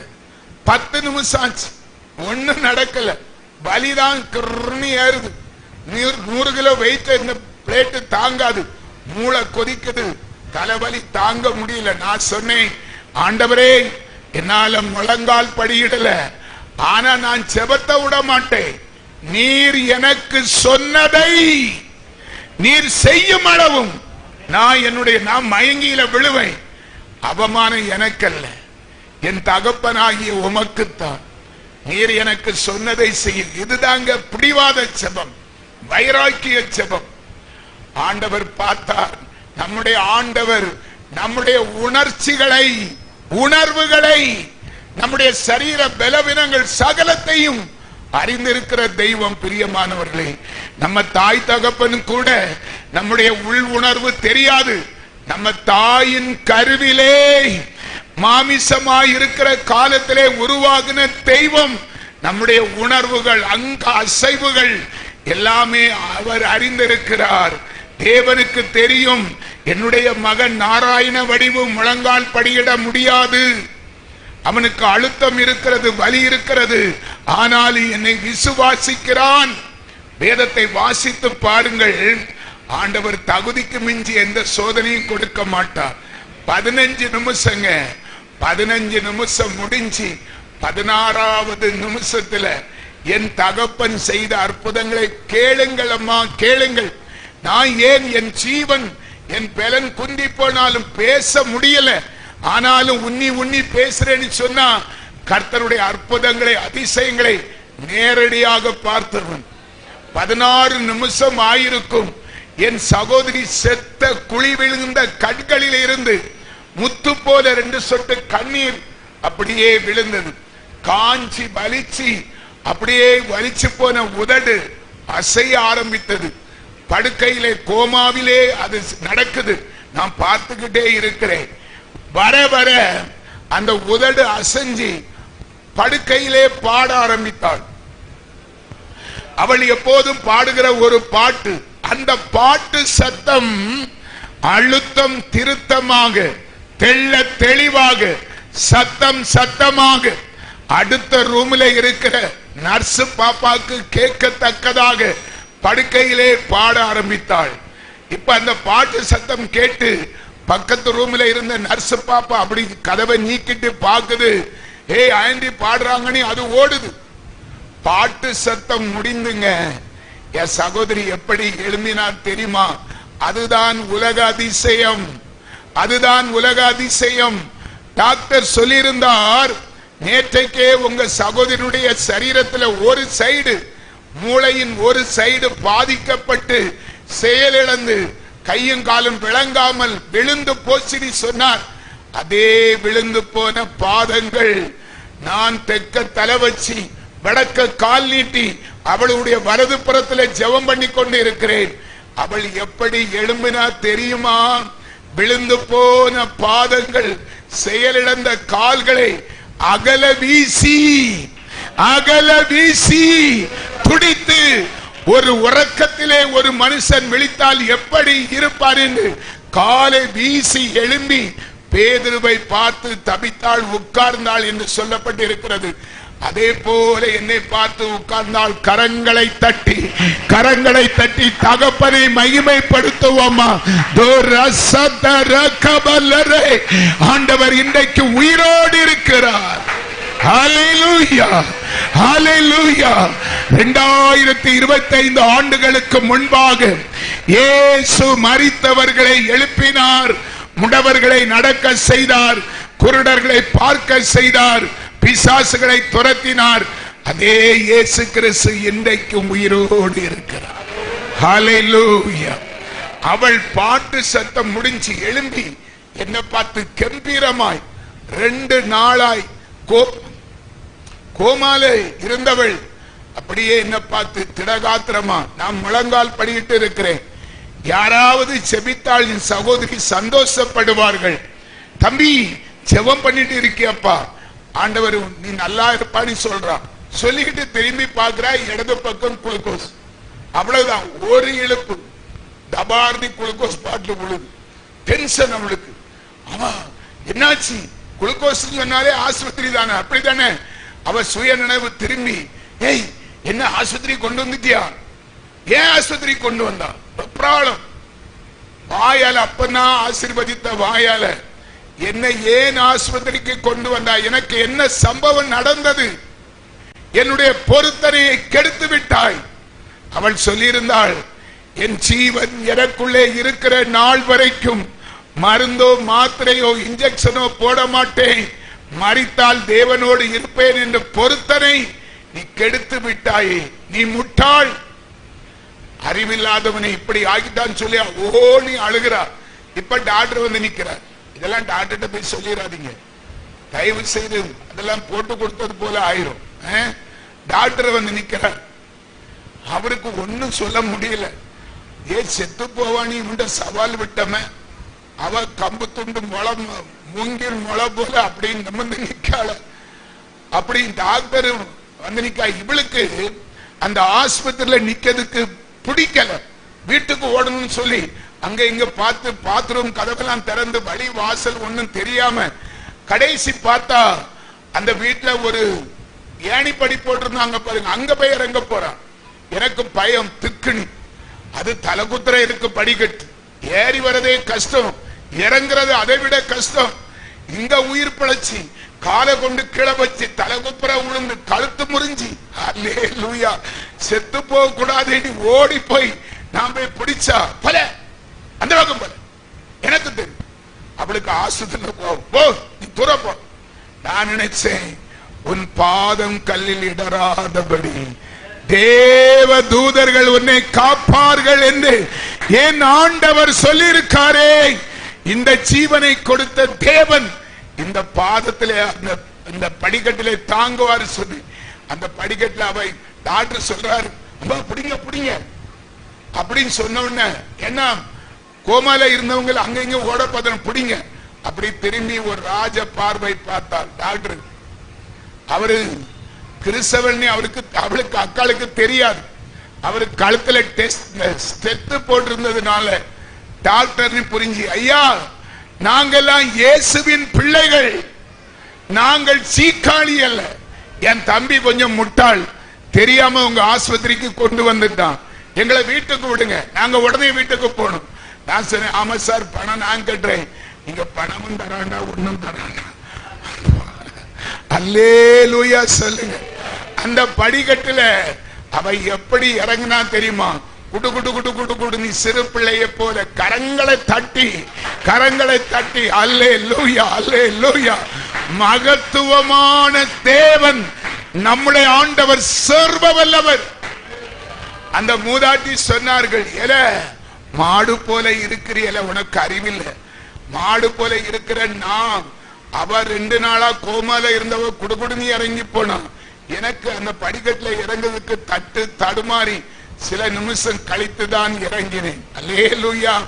இப்போ மணி 1:15 மத்தியானம், வேல் சுளீர்னு அடிக்குது. எங்க வீட்டுக்கும் ஆஸ்பத்திரிக்கும் 200 அடி போகணும். ஆட்டோவை கூப்பிட்டேன். சகோதரி நல்ல தெளிந்த சுயநிலையில இருக்கிறார். அவர் சொன்னாள், தம்பி வீடு பக்கம் தானே தம்பி, இது நம்ம செல்லத்து கடை பக்கம் தானே, நம்ம நிக்கும், வீட்டுக்கு நடந்து போவோம், உனக்கு ஒண்ணும் தெரியாது, சும்மா இருன்னு சொல்லி ஒரு ஆட்டோவை பிடிச்சி பாடியை தூக்கி ஆட்டோக்குள்ள போட்டு ஆட்டோ கிட்டு கிட்டு கிட்டு கிட்டு போகுது. அல்லேலூயா சொல்லுங்க. இதற்கிடையில நடந்த சம்பவங்களை என்னுடைய சகோதரிக்கு நான் சொன்னேன், அக்கா இப்படிக்கா. ஆமா தம்பி, நான் கடைக்கு போனது போல ஞாபகம் இருக்கு, அப்புறம் என்ன நடந்தது ஒண்ணும் தெரியல, நீ கீழே விழுந்துட்டியா, உன்னை இப்படி இப்படி அப்படியா, உன் பிள்ளைகளை ஆள் சொல்லி விட்டாச்சு. நிறைய பேரு அவ செத்து போவானி முடிவு பண்ணி எங்க சாதியில செத்து போனவங்களுக்கு வேட்டி முண்டெல்லாம் எடுத்துட்டு வருவாங்க. அப்படியெல்லாம் எடுத்துட்டு வந்தவங்க உண்டு. வடசேரில பூக்கடையில போய் மாலை பாடிக்கு போடுறதுக்கு மாலை வாய்த்து வந்தவங்களை உண்டு. அல்லேலூயா. இப்போ ஆண்டவர் செய்த அற்புதத்தின் மேலான அற்புதம் என்ன தெரியுமா? நான் நீட்டி நீட்டி பேசுறேன், அப்படித்தானே, மன்னித்துக் கொள்ளுங்க, சீக்கிரம் முடிக்கிறேன். காலையில என்ன சொன்னேன்? ஆண்டவரே, உம்முடைய வல்லமையையும் பராக்கிரமத்தையும் தெரிந்து கொள்ள கழியாத இந்த ஜனங்கள் வெட்கப்பட்டு போகணும். தேவ பிள்ளையை நாம செபிக்கிற செபத்தை நாம மறந்துடுவோம், இரட்சகர் ஒருபோதும் மறக்க மாட்டார். நம்முடைய ஆண்டவருக்கு பேர் என்ன தெரியுமா? செபத்தை தள்ளாதவர். அல்லேலூயா. அவர் நம்முடைய செபத்தை மறக்கவே மாட்டார். ஆண்டவர் நினைத்தார், என் புள்ள சொல்லி இருக்கிறான், இந்த இடத்துல கூடி பரியாசம் பண்ணலான்னு வந்த அனைவரும் வெட்கப்பட்டு போகணும். காலையில 10:30 மணிக்கு கூடின அதே கூட்டம் ஒரு நபர் கூட மிஸ்ஸிங் ஆகல. 1 மணி 1:20 வரைக்கும் அப்படியே அந்த கூட்டம் இருந்தது. ஊர் தலைவர் அப்படி இப்படி எல்லாம் எதிர்பார்த்து, எனக்கு ஆண்களை காட்டிலும் பெண்கள் மேலதான் வருத்தம் அதிகம். என் மனைவியோடு அந்த பராசக்தி கோயிலுக்கு பாத பூஜை செய்கிறவர்கள் ரொம்ப பேசினார்கள். இந்த கனகத்துக்கு அறிவில்லையா? அவன் தான் ஆம்பளை முட்டாள், அவன் இப்படி போனா நம்ம கனகம் அப்படி போலாமா? நம்ம தாய மறக்கலாமா? சத்திய மறக்கலாமா? சட்டியெல்லாம் இப்ப எங்க போனாங்க தெரியும். அவங்க மாடி வீட்டுல கூடி இருக்காங்க, ஒரு 50 பேர். என்ன வந்தாலும் பாடி 2 மணிக்கு வந்துடும், செத்து போவான், ஒரு வாக்கி அரிசியை போட்டுட்டு போயிருவானு காத்திருக்காங்க. இங்க கதை நேர் மாறலாய் போச்சு. எவ்வளவு அன்பான தெய்வம்! என் பிள்ளையுடைய செபத்தை, என் முட்டாளுடைய செபத்தை தேவன் கேட்டார். அப்படியே ரோட்டு சைடு வீடு பாடி போய் இறங்குது. சகோதரி வெளியே வந்தால் எல்லாரும் அதிர்ச்சி. ஒருவேளை இரவாய் இருந்திருந்தால் பிரேதம் பேணி பயந்திருப்பாங்க. அவங்க முடிவே பண்ணாங்க. இந்த ஊர் தலைவர், எங்க ஊர் தலைவர், இதெல்லாம் லைவ்ல ஓடுதுன்னு நினைக்கிறேன், பரவாயில்ல போனா போட்டு. அல்லேலூயா. எங்க ஊர் தலைவர் சொன்னாராம், ஏய் எல்லாமனும் வந்துடணும், அவ செத்த அன்னைக்கு பட்டாசு கொளுத்தி கொண்டாடுன்னு சொன்னவருக்கு இப்ப அவருக்கு எங்க வீடு ரோட்டு சைடு பாருங்க. எனக்கு காலையில தேற்றுகிறவர்களுக்காக காத்திருந்தேன், யாராவது ஒரு ஆறுதல் சொல்ல மாட்டார்களா என்று காத்திருந்த எனக்கு இப்போ கம்பீரம், தலை நிமிர்ந்து. மாலையிலே கவலைப்படுகிறாயா மகனே? காலையிலே தலை நிமிர செய்கிற ஆண்டவர் உங்க வாழ்க்கையிலும் அற்புதம் செய்வார். பிரியமானவர்களை, நம்மை விட்டு கொடு, நமக்கு பட்சமாயிருந்து செயல்படுகிற ஆண்டவர் நம்ம அருகில் இருக்கிறார். கவலைப்படாதீங்க, தலை நிமிர செய்கிற தேவன். நான் என்ன செய்தேன் தெரியுமா? அந்த 7 அடி உசர நிலையில போய் இப்படி நின்னுகிட்டு, எனக்கு பெண்கள் மாடிக்கு தகவல் போகிறது. ஒரு சிறு பையன் போய் மாடிக்கு தகவல் கொடுக்கிறான், பொன்னம்மாக்கா வந்திருக்காங்க. நான் கேட்கிறேன், அங்கிருந்து தகவல் வருது, பொன்னம்மா வந்தாச்சுன்னு சொல்லு. பொன்னம்மாக்கா வந்திருக்காங்க. இவன் அங்கிருந்து வருது, பொன்னம்மா வந்திருக்கான்னா பாடி, பொன்னம்மா வந்தாச்சுன்னு சொன்னா அது உயிரோடு வந்து வித்தியாசம் இருக்கு. 2 வார்த்தைக்கும் வித்தியாசம். அவங்களுக்கு ஒரே குழப்பம். எங்க அக்கா இது கடையில அந்த ஒரு கை ஒடிஞ்சுதான் இருந்து, வலது கை ஒடிஞ்சிருந்து, ஒரு கெட்டு போட்டிருந்து, இடது கை கேட்ட பிடிச்சிட்டு பிரசங்கம் பண்ண ஆரம்பிக்க. 2 நாள் கோமாவிலே உணர்வற்ற பாடியாய் கிடந்த சகோதரி பிரசங்கம் பண்றார். என்ன? என் தம்பி சொன்னா, எங்க வீட்டுக்கு முன்னாலே நீங்க ஏயா வந்து நிக்கிறீங்க? உங்களை போல கல்லையும் மண்ணையும் பிசாசையும் நாங்க வணங்கல. நாங்கள் ஆராதிக்கிற தேவன் ஜீவன் உள்ள தேவன். பரியாசம் பண்ணலான்னு வந்தீங்களோ? போட்டா போடு. எல்லாம் செத்து வரைச்சி நிமிர்ந்து பார்த்தவங்க எல்லாம் கழுத்து இந்த கொண்ட நரம்பு அத்துட்டு கட்டாயிட்டு, அப்படியே தலை டபுக்கு நிக்கிற விழுந்துட்டு. நான் மேல இருந்து பார்த்துக்கிட்டே இருக்கிறேன். எல்லாரும் என்னுடைய பாதத்துக்கு கீழே, ரோட்ல கீழே, நான் மேல. இந்த ஊர் தலைவர் இருக்கிறாரே, ஊர் தலைவர், காலையிலே கேள்விப்பட்டேன், ஏய் இவருடைய அடக்க ஆராதனைக்கு எல்லாரும் வந்து அட்டன் பண்ணணும், வராதவனுக்கு 300 ரூபாய் பயன்னு சொன்னாரு. அவர் எப்படி போனார் தெரியுமா? சாரப்பாம்பு பார்த்திருக்கீங்களா? சாரப்பாம்பு, பாம்பிலே அதிகமாய் ஓடுகிறது சாரப்பாம்பு தான். அந்த கூட்டத்தை விலக்கிட்டு போனாரே ஒரு போக்கு. அல்லேலூயா, அல்லேலூயா, அல்லேலூயா. ஜனங்கள் எல்லாருக்கும் பேச்சு மூச்சில ஆனா பூன 62 இப்படி செய்யலாமா அப்படி செய்யலாமா, தாள உழு, குப்பர உழு, கமந்து உழு, குடலை பிடிங்கிறோம் எல்லாம் எங்க போச்சு? இப்ப அந்த 50 பாத்தியும் வருது, 50 பேரும் வர்றாங்க. அவங்க அங்க தாண்டிதான் போகணும். 4 வார்த்தை நறுக்கணி கேட்கணுமா கேட்க கூடாது மனசுல வச்சுக்கிட்டேன். வாசல்கிட்ட எப்படி நிக்கிறேன், அகலமும் நீளமும் உயரமும் இருக்கிறேன் இல்லையா? என்னை தாண்டி யாரும் வெளியே போக முடியாது. காலையில கம்பீரமா பேசின பாத்தியெல்லாம் நாக்கு அருந்து உள்ள போயிட்டு, நாக்கு உள்ள போயிட்டு ஒண்ணும் பேச முடியல. ஆதாரம் வாழ் போல உயிரோடு இருக்குது, செத்து போன பாடி கம்பா நிற்கிறது. அல்லேலூயா. பிரியமானவர்களை, எப்படி நடந்து வந்தாங்க தெரியுமா? நேர் வழியாய் நடக்க திராணியற்றவர்களாய். இந்த மாடு, மாடு பார்த்திருக்கீங்களா? மாடு முதுகுல புண்ணுள்ள மாடு செடிக்குள்ள எப்படி நுழையும்? முதுக வளைச்சி. என்ன முதுகுல புண்ணு இருக்கு, அவங்க அப்படித்தான் வந்தாங்க. செவர மூஞ்சில வச்சு கிட்ட வந்து, இனி நான் தடி தாண்டவராய் நிக்கிறேன், நான் போனாதான் அங்க போகணும். பேச்சியே வரல, ஒன்னும் செய்ய முடியல. நாக்கெல்லாம் உள்ள போய் புசு புசுதி சவுண்டு கேக்கு. கொஞ்சம் கொஞ்சம் நான் விலகணுமா, அதை கூட சொல்ல திராணி இல்லை. நான் என்னடா பாம்பு சீர்ன மாதிரி கேக்கு. என்ன என்ன காலையில என்னெல்லாமோ பேசுறீங்க, தாள உழு, குப்புற உழு. இப்ப யாரு தெய்வம்? கழுத்து விழுந்தது விழுந்தது தாங்க, நம்பவே இல்லை. பரிதாபம். பாங்க பாங்க, அப்படி ஓடுனாங்களே ஒரு ஓட்டம், கரங்களை தட்டி ஆண்டவரை மகிமைப்படுத்தும். இப்ப சொல்லுங்க, உபத்திரவத்தின் குகையிலே கர்த்தர் நம்மை தெரிந்து கொண்டது வேணுமா வேண்டாமா? எத்தனை பேருக்கு உபத்திரவம் வேணும்? அல்லேலூயா சொல்லுங்க. உபத்திரப்படுகிறவன் பாக்கியவான், கிறிஸ்துவுக்குள் உபத்திரப்படுகிறவன். மணி 8 ஆகிவிட்டது என்பதான் செய்தி. பாசன் நேத்தே கொஞ்சம் டென்ஷன். ஐயா 9 மணிக்காவது முடிங்க ஐயா, 8:30 மணிக்கு முடிக்கிறது. நல்ல ஒரு சின்ன செய்தி சொல்லலாம் நினைக்க. நாளைக்கு இங்கெல்லாம் கூட்டம் இருக்காது. இன்னைக்கு தேவன் மகிமைப்படுகிறார். தயவு செய்து கேளுங்கள். ஒரு சுருக்கமா ஒரு சின்ன செய்தி கொடுத்து நான் செபிக்க ஆசைப்படுகிறேன். சாட்சியே எக்கச்சக்கமா இருக்குது. ஒரே ஒரு சாட்சி தான் சொல்லி இருக்கிறேன்.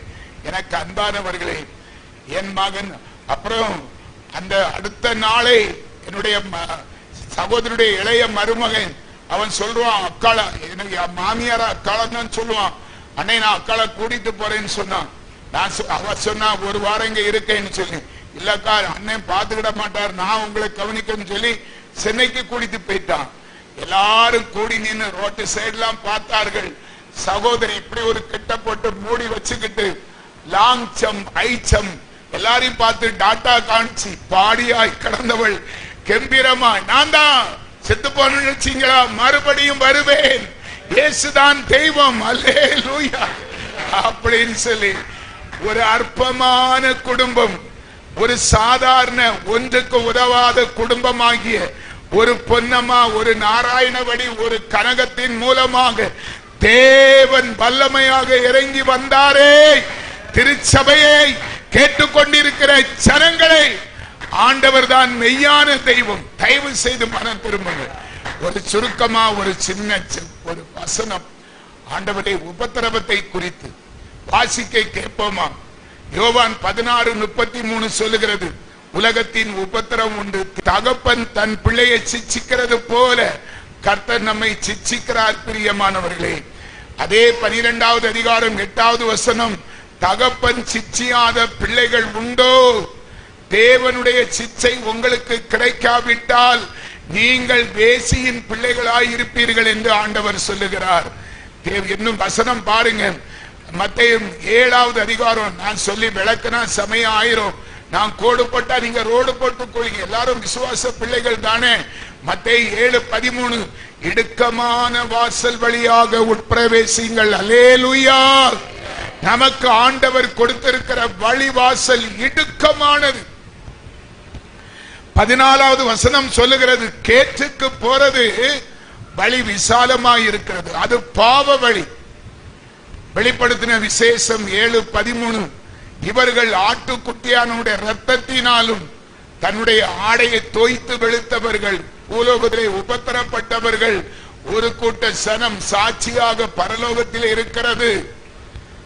உபத்திரம் ரோமர் 12:12 உபத்திரவத்திலே பொறுமையாயிருங்கள், ஜெபத்திலே தரித்திருங்கள் என்று ஆண்டவர் சொல்லுகிறார். உபத்திரம் வரும் பிரியமானவர்களே, உபத்திரவத்திலே பொறுமையாயிருக்கும்படி கர்த்தர் சொல்லுகிறார். வெளிப்படுத்தின விசேஷம் 3வது அதிகாரம் 19வது வசனம் சொல்லுகிறது, நான் நேசிக்கிறவர்களை கடிந்து கொண்டு சிச்சிக்கிறேன் என்று ஆண்டவர் சொல்லுகிறார். தேவ பிள்ளையை நாம கரைத்திரை பிழையற்றவர்களாய் ஆண்டவருக்கு சொந்த ஜனமாய் மணவாளனாகிய இயேசு கிறிஸ்து வரும்போது மணவாட்டி ஆகிய சபையாகிய நாம் ஆயத்தமாயிருக்கிற பரிசுத்த கனிகளை போல அவரை எதிர்பார்த்து பரிசுத்தமாய் இருக்க வேண்டும் என்று சொல்லித்தான் ஆண்டவர் பொன்னையும் வெள்ளியும் புடமிடுகிறது போல நம்மை சுத்த பொன்னாக புடமிட்டு வைத்திருக்கிறார். அவர் ஒரு சோதனைக்கு நம்மை ஆளாக்கும் போது நம்மை கிட்டே இருந்து கவனித்து பார்த்து நம்மளை கைவிடாது காக்கிற தெய்வம். அவர் உபத்திரப்படுத்தினாலும் அவமானத்துக்கு ஒப்பு கொடுக்கவே மாட்டார். அல்லேலூயா. வேதத்தை வாசித்து பாருங்கள்.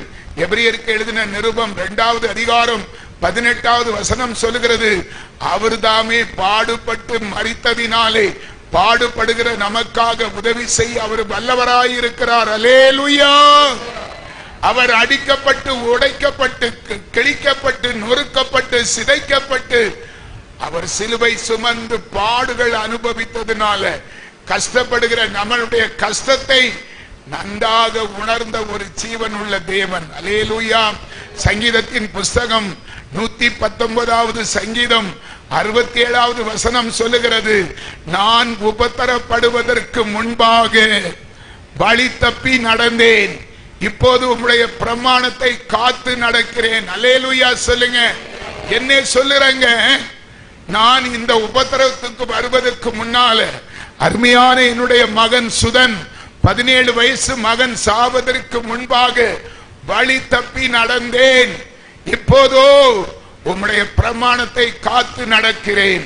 வழி தப்பி நான் தீர்ந்தேன், பாவ பழி அதை சுமந்தலைந்தேன்.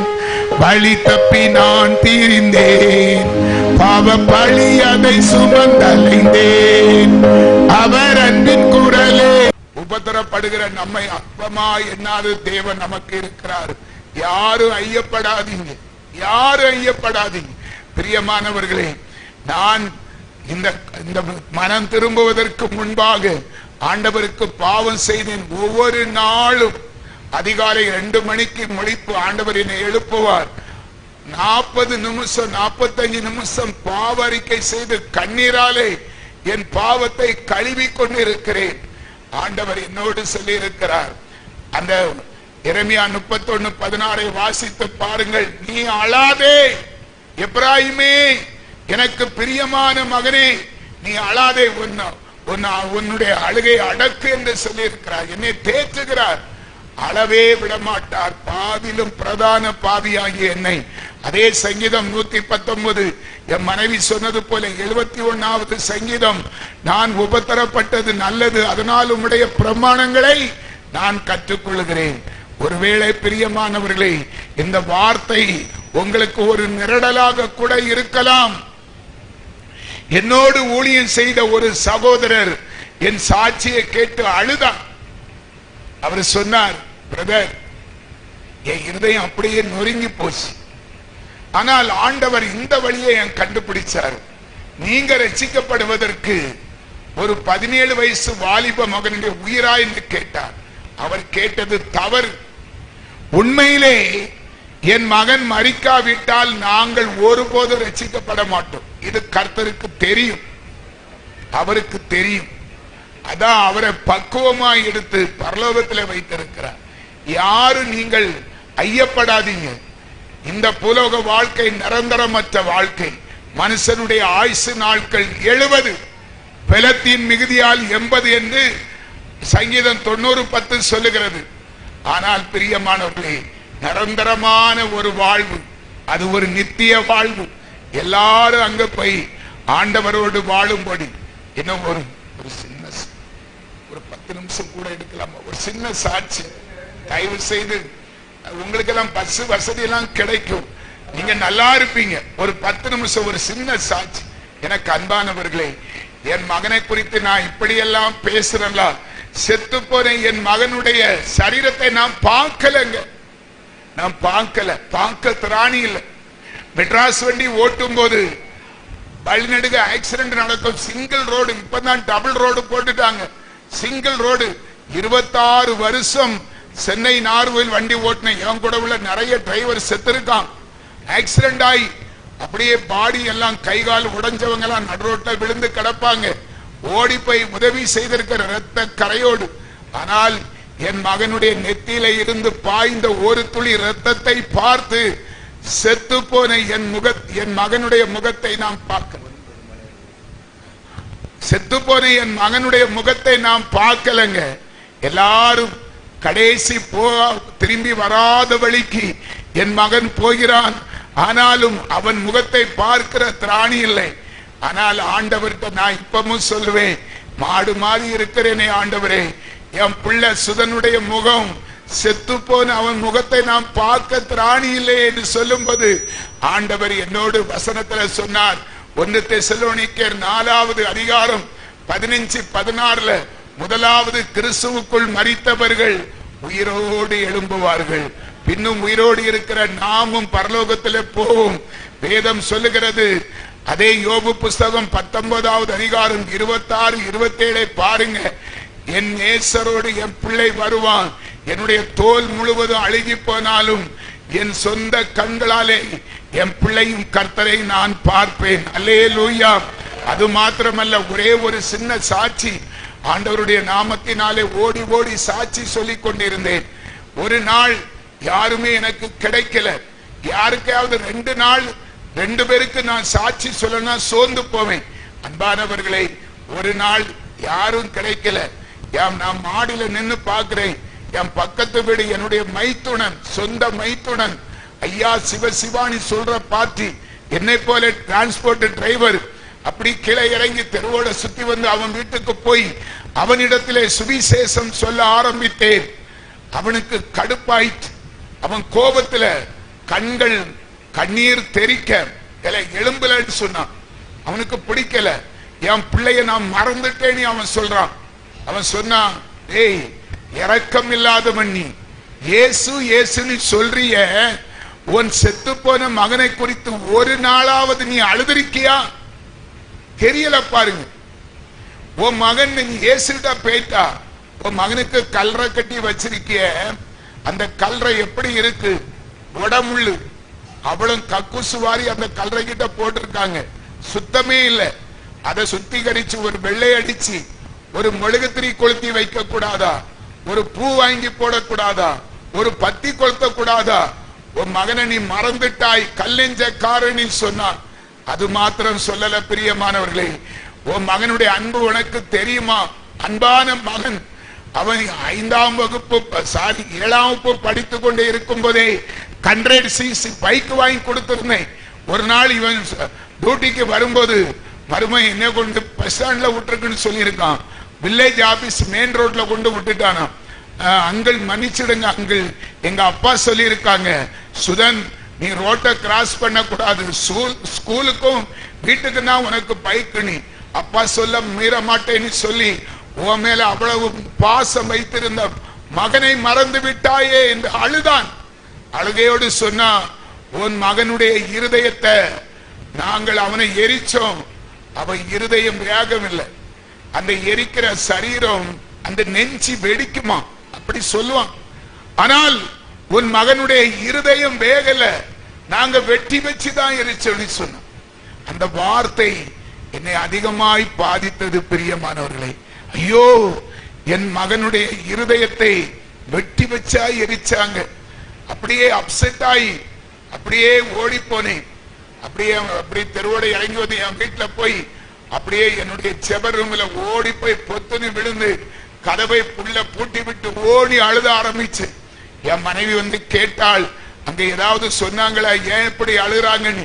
நான் சொன்னேன், ஆண்டவரே, எத்தனையோ பேர் பிள்ளை இல்லாமல் கஷ்டப்படுகிறார்களே, எனக்கு அழகான ஒரு ஆண் பிள்ளையை கொடுத்தீரே ஆண்டவரே, அந்த ஆண் பிள்ளையை வளர்க்க தெரியாம நான் பறிகொடுத்து விட்டேனே, என் மகனுடைய ஆத்துமா சாகலியாம், இருதயம் சாகலியாம், வெட்டி வச்சு எரிச்சாங்களாமே என்று சொல்லி ஓடி அழ ஆரம்பித்தேன். அல்லேலூயா.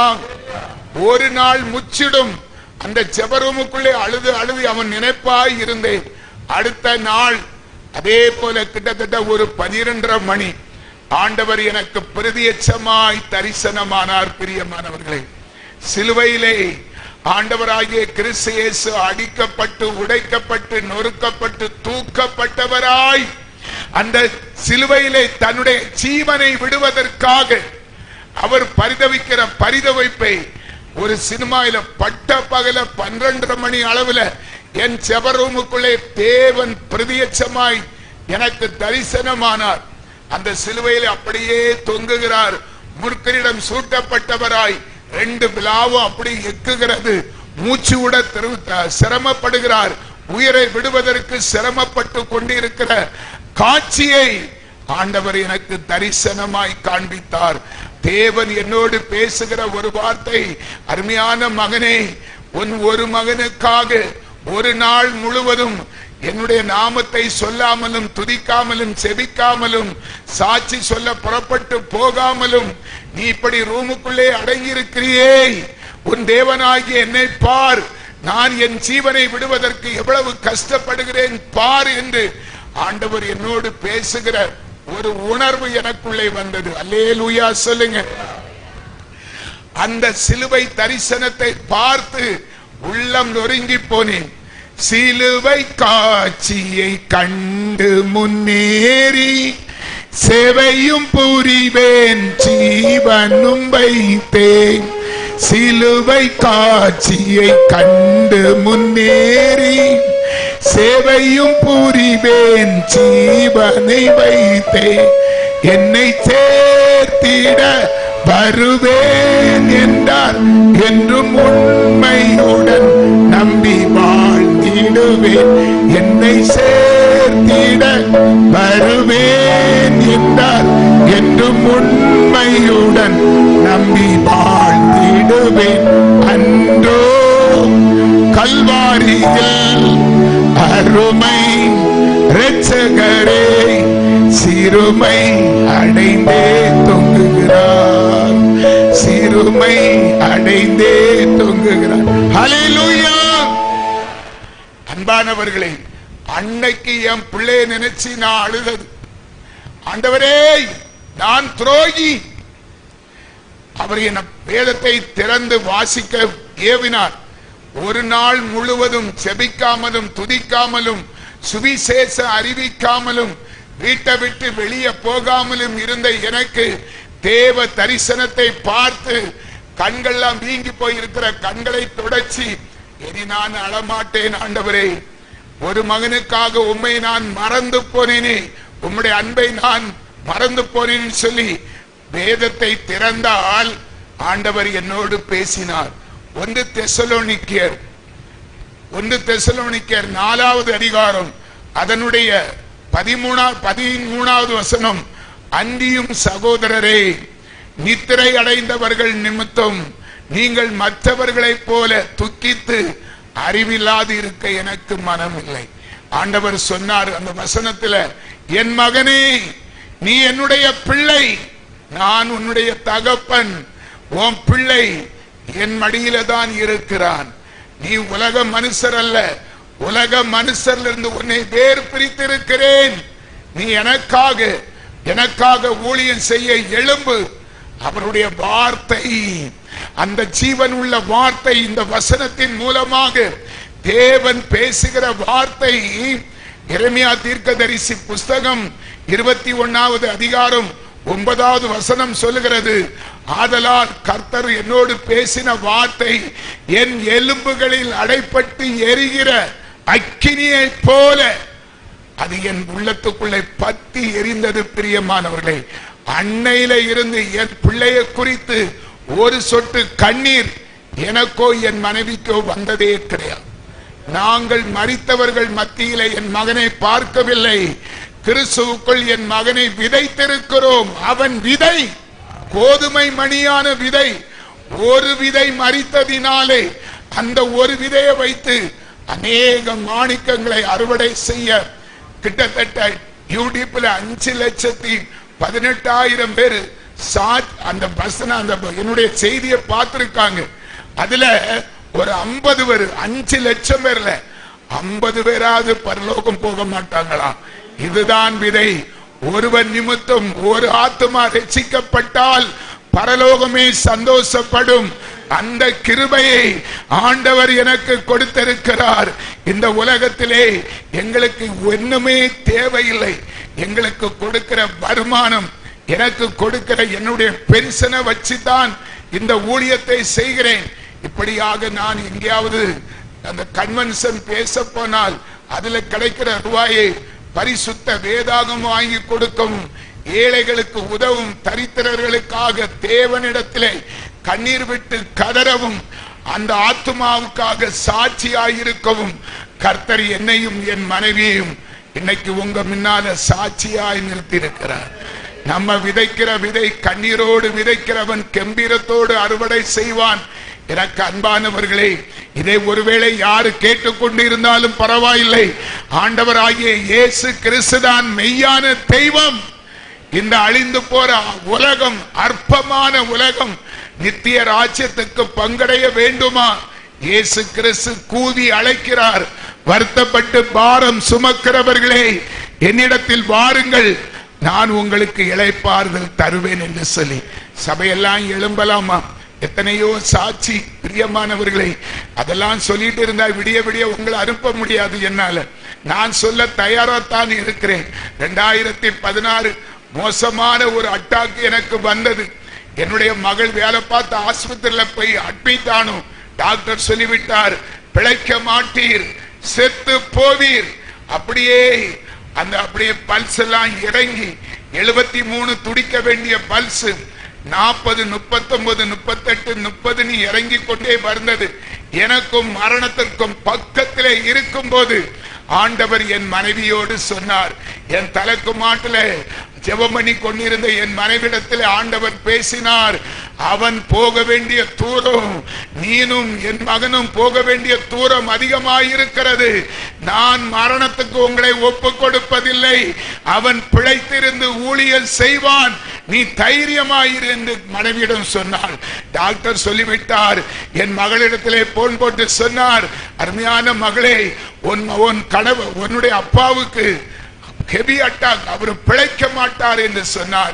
விசேஷப்பட்ட அந்த டாக்டர், அந்த எங்க வீட்டு பக்கத்தில் இருக்கிற டாக்டர், பெரிய ஹார்ட் ஸ்பெஷலிஸ்ட், அவரே சொன்னார் தப்ப முடியாது. அப்பேற்பட்ட மரண கண்ணிலிருந்து என் மனைவி சொன்னாள், ஆண்டவர் நான் சொன்னேன், மரண வாக்கு மூலம் சொன்னேன், கனகம் இன்னைக்கு நான் சாக போறது உறுதி. என்னுடைய 2வது மகளுக்கு திருமண ஏற்பாடு பண்ணியிருந்தேன். அன்பானவர்களே, கல்யாண மண்டபத்துக்கு ஏற்பாடு பண்ண போற இடத்துல தான் எனக்கு நெஞ்சு வலி வந்தது. ஆஸ்பத்திரியில் அட்மிட், ரத்த வாந்தி வருகிறது, உள்ள இருந்து ரத்த குமட்டல் வருது, நெஞ்சு வலி தாங்க முடியல, துடிக்கிறேன். என் மனைவிடத்துல சொன்னேன், கனகம் நான் சாக போறேன், அழாம என்னை அடக்கம் பண்ணு, சந்தோஷமா அடக்கம் பண்ணு. என் மனைவி சொன்னாள், ஆண்டவர் உங்களை குறித்து தெளிவாக சொன்னார், பயப்படாதே, அவனுடைய ஆயுசு நாட்கள் என்னுடைய கரத்தில் இருக்கிறது. இன்னும் எத்தனையோ இடங்களுக்கு ஜீவனுள்ள சாட்சியாக நீனும் உன் கணவரும் செல்ல வேண்டி இருப்பதால் அவனுக்கு ஒண்ணு ஆகாது என்று சொன்னார், சொல்லியிருக்கிறார். அந்த வார்த்தையை என்னிடத்துல சொன்னார், பயப்படாதீர்கள், கர்த்தர் உங்கள் ஜீவனை கொள்ளை பொருளாக கொடுத்திருக்கிறார். அந்த விசுவாச வார்த்தையை என் மனைவி சொன்ன நிமிஷத்துல இருந்து ஆண்டவர் எனக்கு அற்புதமான சுகத்தை கொடுத்து அந்த மரண படுக்கையில் இருந்து என்னை எழுப்பினார்.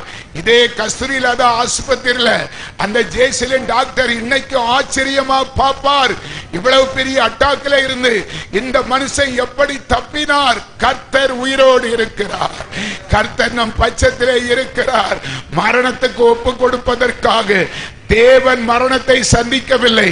ஒருவேளை இயேசுவின் நாமத்தில் சொல்லுகிறேன், முதலாம் நாள் ஆண்டவர் சொன்னார், நான் இன்றைக்கு நாளைக்கு உங்கள் மத்தியிலே இருக்க வேண்டும், பிசாசுகளை துரத்தி வியாதிசர்களை சுகமாக்குவேன் என்று சொன்ன ஆண்டவர் மரண கண்ணில இருந்து கோமால போய் விழுந்து போன பாதங்களோடு செத்த சரீரத்தை உயிரோடு எழுப்பின ஆண்டவர், ஹெவி அட்டாக்கு ஜீவனுக்கும் எனக்கும் பக்கத்தில் போயிருந்த என்னை உயிரோடு கொண்டு வந்த ஆண்டவர் சகல வியாதிகளை நீக்க அவர் வல்லவராய் இருக்கிறார். ஒருவேளை யாருக்காகிலும் வியாதி இருக்கிறதா, அந்த இடத்துல கைய வைப்பீங்களா? அந்த இடத்துல கைய வைப்பீங்களா? ஒருவேளை உங்கள் சொந்தங்கள் பந்தங்கள் ஆபத்தான நிலையில் இருக்கிறாங்களோ, விசுவாசத்தோடு செபிப்போமா? கர்த்தர் எனக்கு சொன்னதை இன்னைக்கு இந்த சபை நடுவே செய்ய போகிறார். பிசாசுகளை துரத்தி வியாதிசர்களை சுகமாக்கி மூன்றாம் நாள் நிறைவடைவேன் சொன்ன பரிசுத்த ஆவியானவர். எல்லாரும் வலது கரத்தை உயர்த்துங்க, வலது கரத்தை உயர்த்துங்க. கர்த்தர் சொன்னதை செய்கிற தேவன், அவர் உயிரோடு இருக்கிற தெய்வம். ஒரு சாதாரண பொன்னம்மா நாராயண வடிவு கனகத்துக்கு மாத்திரம் தெய்வம் இல்ல, அவரை உண்மையாய் நோக்கி கூப்பிடுகிற யாவருக்கு அவர் சமீபமாய் இருக்கிறபடினாலே அவரை நோக்கி பார்ப்போமா? வேதம் சொல்லுகிறது, யோவான் 7வது அதிகாரம் 37-38 வாசித்து பாருங்கள். பண்டிகையின் கடைசி நாளிலே இயேசு சத்தமிட்டு, தாகமாய் இருக்கிறவர்களே என்னிடத்தில் வாருங்கள், நான் உங்களுக்கு ஜீவ தண்ணீரை தருவேன் என்று சொன்ன ஆண்டவர். கூப்பிடுவீங்களா? கர்த்தரை நோக்கி கதறுவீங்களா? தகப்பன் நம் மத்தியிலே அசைவாடி கொண்டு இருக்கிறார். கூப்பிடுகிற யாவருக்கும் சங்கீதம் 145 சொல்லுகிறது, கூப்பிடுகிற யாவருக்கும், உண்மையாய் கூப்பிடுகிற யாவருக்கும் கர்த்தர் சமீபமாய் இருக்கிறார். நம்முடைய கூப்பிடுதல் பரலோகத்திலே கேட்கப்படுகிறது, பரலோகம் உற்று கவனிக்கிறது. பரிசுத்த ஆவியானவர் மகிமையோடு இறங்கி வந்திருக்கிறார். பாடுபடுகிறவர்களை தொடும்படி, சுகத்தை கொடுக்கும்படி, நுகக்கட்டுகள் தெரிப்படும்படி, விடுதலை காக்கும்படி பரிசுத்த ஆவியானுடைய வல்லமை சபை நடுவே இறங்கி கொண்டு இருக்கிறது. எல்லாரும் துதிங்க, துதிங்க, துதிங்க. கரங்களை தட்டி அந்நிய பாஷை பேசி, தெய்வமே, ரட்சிக்கிற தெய்வமே, விடுவிக்கிற தெய்வமே, சுகமளிக்கிற தெய்வமே, சிறையிருப்பை மாற்றுகிற தெய்வமே, எங்களுடைய சிறையிருப்பை மாற்று, எங்கள் தேவைகளை சந்திங்க. சொல்லுங்க, சொல்லுங்க. விசாரிக்கிறவர் வந்திருக்கிறார், அற்புதம் செய்கிறவர் நம் மத்தியிலே அசைவாடி கொண்டிருக்கிறார். ஒருவருக்கும் அவர் சும்மா விட்டு போவதில்லை. நிறைவான நன்மைகளை கொண்டு வந்திருக்கிறார். வேண்டுதலை கேட்க வந்திருக்கிறார். விண்ணப்பத்துக்கு பதில் கொடுக்க வந்திருக்கிறார். கூப்பிடுகிற யாவருக்கும், மகனே, மகளே, நான் உனக்கு என்ன செய்ய வேண்டும் கேளு, என்னிடத்தில் கேளு என்று கேட்கிற தேவனிடத்தில் வெட்கப்படாதீங்க, கூச்சப்படாதீங்க. தாராளமாய், தைரியமாய், ஏராளமாய் கேளுங்க. நம்முடைய தேவன் நுள்ளி கொடுக்கிற தேவன் அல்ல, அவர் அள்ளி கொடுக்கிற தேவன். சம்பூரணமாய், திருப்தியாய் நம்மை கனப்படுத்துகிற தேவனுடைய வல்லமை இறங்குகிறது. டாடி, இந்த 2வது நாள், பண்டிகையின் கடைசி நாள், ஆண்டவரே, உம்மை நோக்கி கூப்பிடுகிற, உம்முடைய நாமத்தை பிரஸ்தாப பண்ணுகிற சாணத்தில் வந்து நான் உங்களை ஆசீர்வதிப்பேன் சொன்னீர் ஐயா.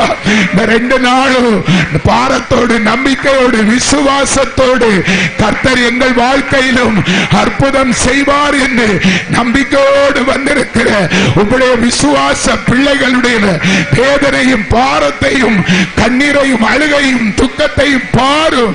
மனம் இறங்கு. கர்த்தருடைய கரம் நீட்டப்படுகிறது. கர்த்தர் கரம் நீட்டுகிறார். வருத்தப்பட்டு பாரம் சுமக்கிற உங்கள் மீது தேவ தயவு இறங்குகிறதை காணுகிறேன். கர்த்தர் சொல்லுகிறார், என் பிள்ளைகளுக்கு என்னுடைய சமாதானத்தை நான் கொடுக்க போகிறேன். இவர்கள் இனி துக்க முகமாய் இருப்பதில்லை. என்னை விசுவாசிக்கிறவன் பதறான். என்னை நேசிக்கிறவனுக்கு சகலத்தையும் நான் பரிபூரணமாய் செய்வேன். தேடுகிறவர்கள் என்னை கண்டடைவார்கள். என்னை விசுவாசித்து கூப்பிடுகிறவர்களுக்கு நான் பிரத்யட்சமாய் பதில் தருவேன். இந்த இடத்திலே ஜெபிக்கிற ஜெபங்களுக்கு என் கண்கள் காண்கிறதும் என் காதுகள் கேட்கிறதும், இங்கே கூப்பிடுகிற ஒவ்வொரு சத்தத்துக்கும் என் உள்ளம் மன இறங்கி நான் இந்த இடத்தை எனக்கென்று தெரிந்து கொண்டிருக்கிறேன். செருபாபேலே, செருபாபேலே, இந்த ஆலயத்துக்கு நீ அஸ்திவாரம் போட்டாய். நீ வெட்கப்பட்டு போவதில்லை. செருபாபிலின் தூக்கு நூலை என்னுடைய சந்தோஷ கண்கள் 7 கண்களும் சந்தோஷமாய் பார்க்கிறது. எனக்கு பிரியமான இந்த இடத்தை நான் முன்குறித்திருக்கிறேன். ஆரம்பம் அற்பமானாலும் முடிவு சம்பூரணமாய் இருக்கும். நான் இந்த இடத்திலே இறங்கி வந்து என் நாமத்தை பிரஸ்தாப பண்ணுகிற ஒவ்வொரு ஸ்தானத்திலும் நானே தேவனாயிருந்து சகல ஜாதி ஜனங்களுக்கு முன்பாக என்னை நோக்கி கூப்பிடுகிற யாவருக்கு நான் தேவனாயிருப்பேன். நீங்கள் என் ஜனமாய் இருப்பீர்கள் என்று கர்த்தர் வாக்கு கொடுக்கிறார். ஹல்லேலூயா, ஹல்லேலூயா. என் ஜனங்கள் ஒருபோதும் வெட்கப்பட்டு போவதில்லை. இதோ என் தகப்பனே, இந்த குமரி மாவட்டத்தின் தென்கோடி முனையிலே இருக்கிற அற்பமான எங்களை கொண்டு என்ன செய்ய சித்தமாய் இருக்கிறேன். இது போதாது, இது போதாது. எழுப்புதலை நாங்கள் காண வேண்டும். எங்கள் தேசத்திலே ஒரு மாபெரும் எழுப்புதலை எங்கள் கண்கள் காணும்படி ரட்சிப்பின் தேவனே, அது எங்கள் கண்கள் எங்கள் காலங்களிலே நாங்கள் அறியும்படி, ஒருத்தருக்கு மாத்திரம் தேவனாய் இராதபடி சகல சிருஷ்டிக்கும் எஜமானாய் இருக்கிற சகல சிருஷ்டி கர்த்தாவே, ஒவ்வொருவருடைய விண்ணப்பங்களையும் ஜெபங்களையும் நம்பிக்கையும் விசுவாசத்தையும் கேட்டு நீரே தேவன் என்பதற்கு அநேகவர் நாங்கள் ஆதாரமாய் எழுந்தருள கர்த்தர் வல்ல பெரிய காரியங்களை செய்யும். தாகத்தோடு, ஏக்கத்தோடு, நம்பிக்கையோடு, விசுவாசத்தோடு இந்த சபையை நடத்துகிற உம்முடைய பிள்ளையாகிய கிறிஸ்தவரை உம்முடைய கரத்திலே ஒப்பு கொடுக்கிற ஐயா. ஆண்டவரே, மானானது நீரோடைய வாஞ்சித்து கதறுவது போல அருமையான என் மகனே, உனக்கு கொஞ்சம் பலன் இருந்தும் என் நாமத்தை நீ மறுதறியாமல் இருக்கிறபடினாலே இதோ நான் உனக்கு திறந்த வாசலை கொடுக்கிறேன் என்று கர்த்தர் வாக்கு கொடுக்கிறார். என் ஜனம் எழும்புவார்கள், எழும்புவார்கள், தேசத்தை அசைப்பார்கள். நான் இவர்களை கொண்டு வல்ல பெரிய காரியங்களை இந்த தேசத்திலே நடப்பிப்பேன். அநேக ஜனங்கள் லட்சங்கள் என்னை அறியும்படி நான் என் தாசரை கொண்டு, அதுக்கு உடனடியாயிருக்கிற அநேகவரை கொண்டு நான் பெரிய காரியங்களை செய்வேன் என்று கர்த்தர் வாக்கு கொடுக்கிறபடினாலே உன் நம்பிக்கை வீண் போகாது. ஆரம்பம் அற்பமாய் இருக்கிறது என்று அசந்து விடாதபடி தொடர்ந்து தொடர்ந்து என்னுடைய கிரியைகளை நடத்தி நான் உன்னை கைவிடாது இருப்பேன் என்று கர்த்தர் வாக்கு கொடுக்கிறபடினாலே அன்பின் தெய்வமே உமக்கு ஸ்தோத்திரம். இந்த 2 நாள் நற்செய்தி ஆண்டவரே, நீர் உயிரோடு இருப்பதற்கு, ஆதாரமாய் பேசுவதற்கும், நாமத்தை மகிமைப்படுத்துவதற்கும், பலவீனமாய் பேச முடியாது தொண்ட வலியோடு இருந்த என்னை பலப்படுத்தினீரே. நீர் உயிரோடு இருப்பதற்கு அது ஒன்றே காரணமாயிற்று. அப்பா, உம்முடைய நாமம் தொடர்ந்து மகிமைப்படட்டும். உம்முடைய கரத்திலே தருகிறோம், இயேசுவின் நாமத்தில்.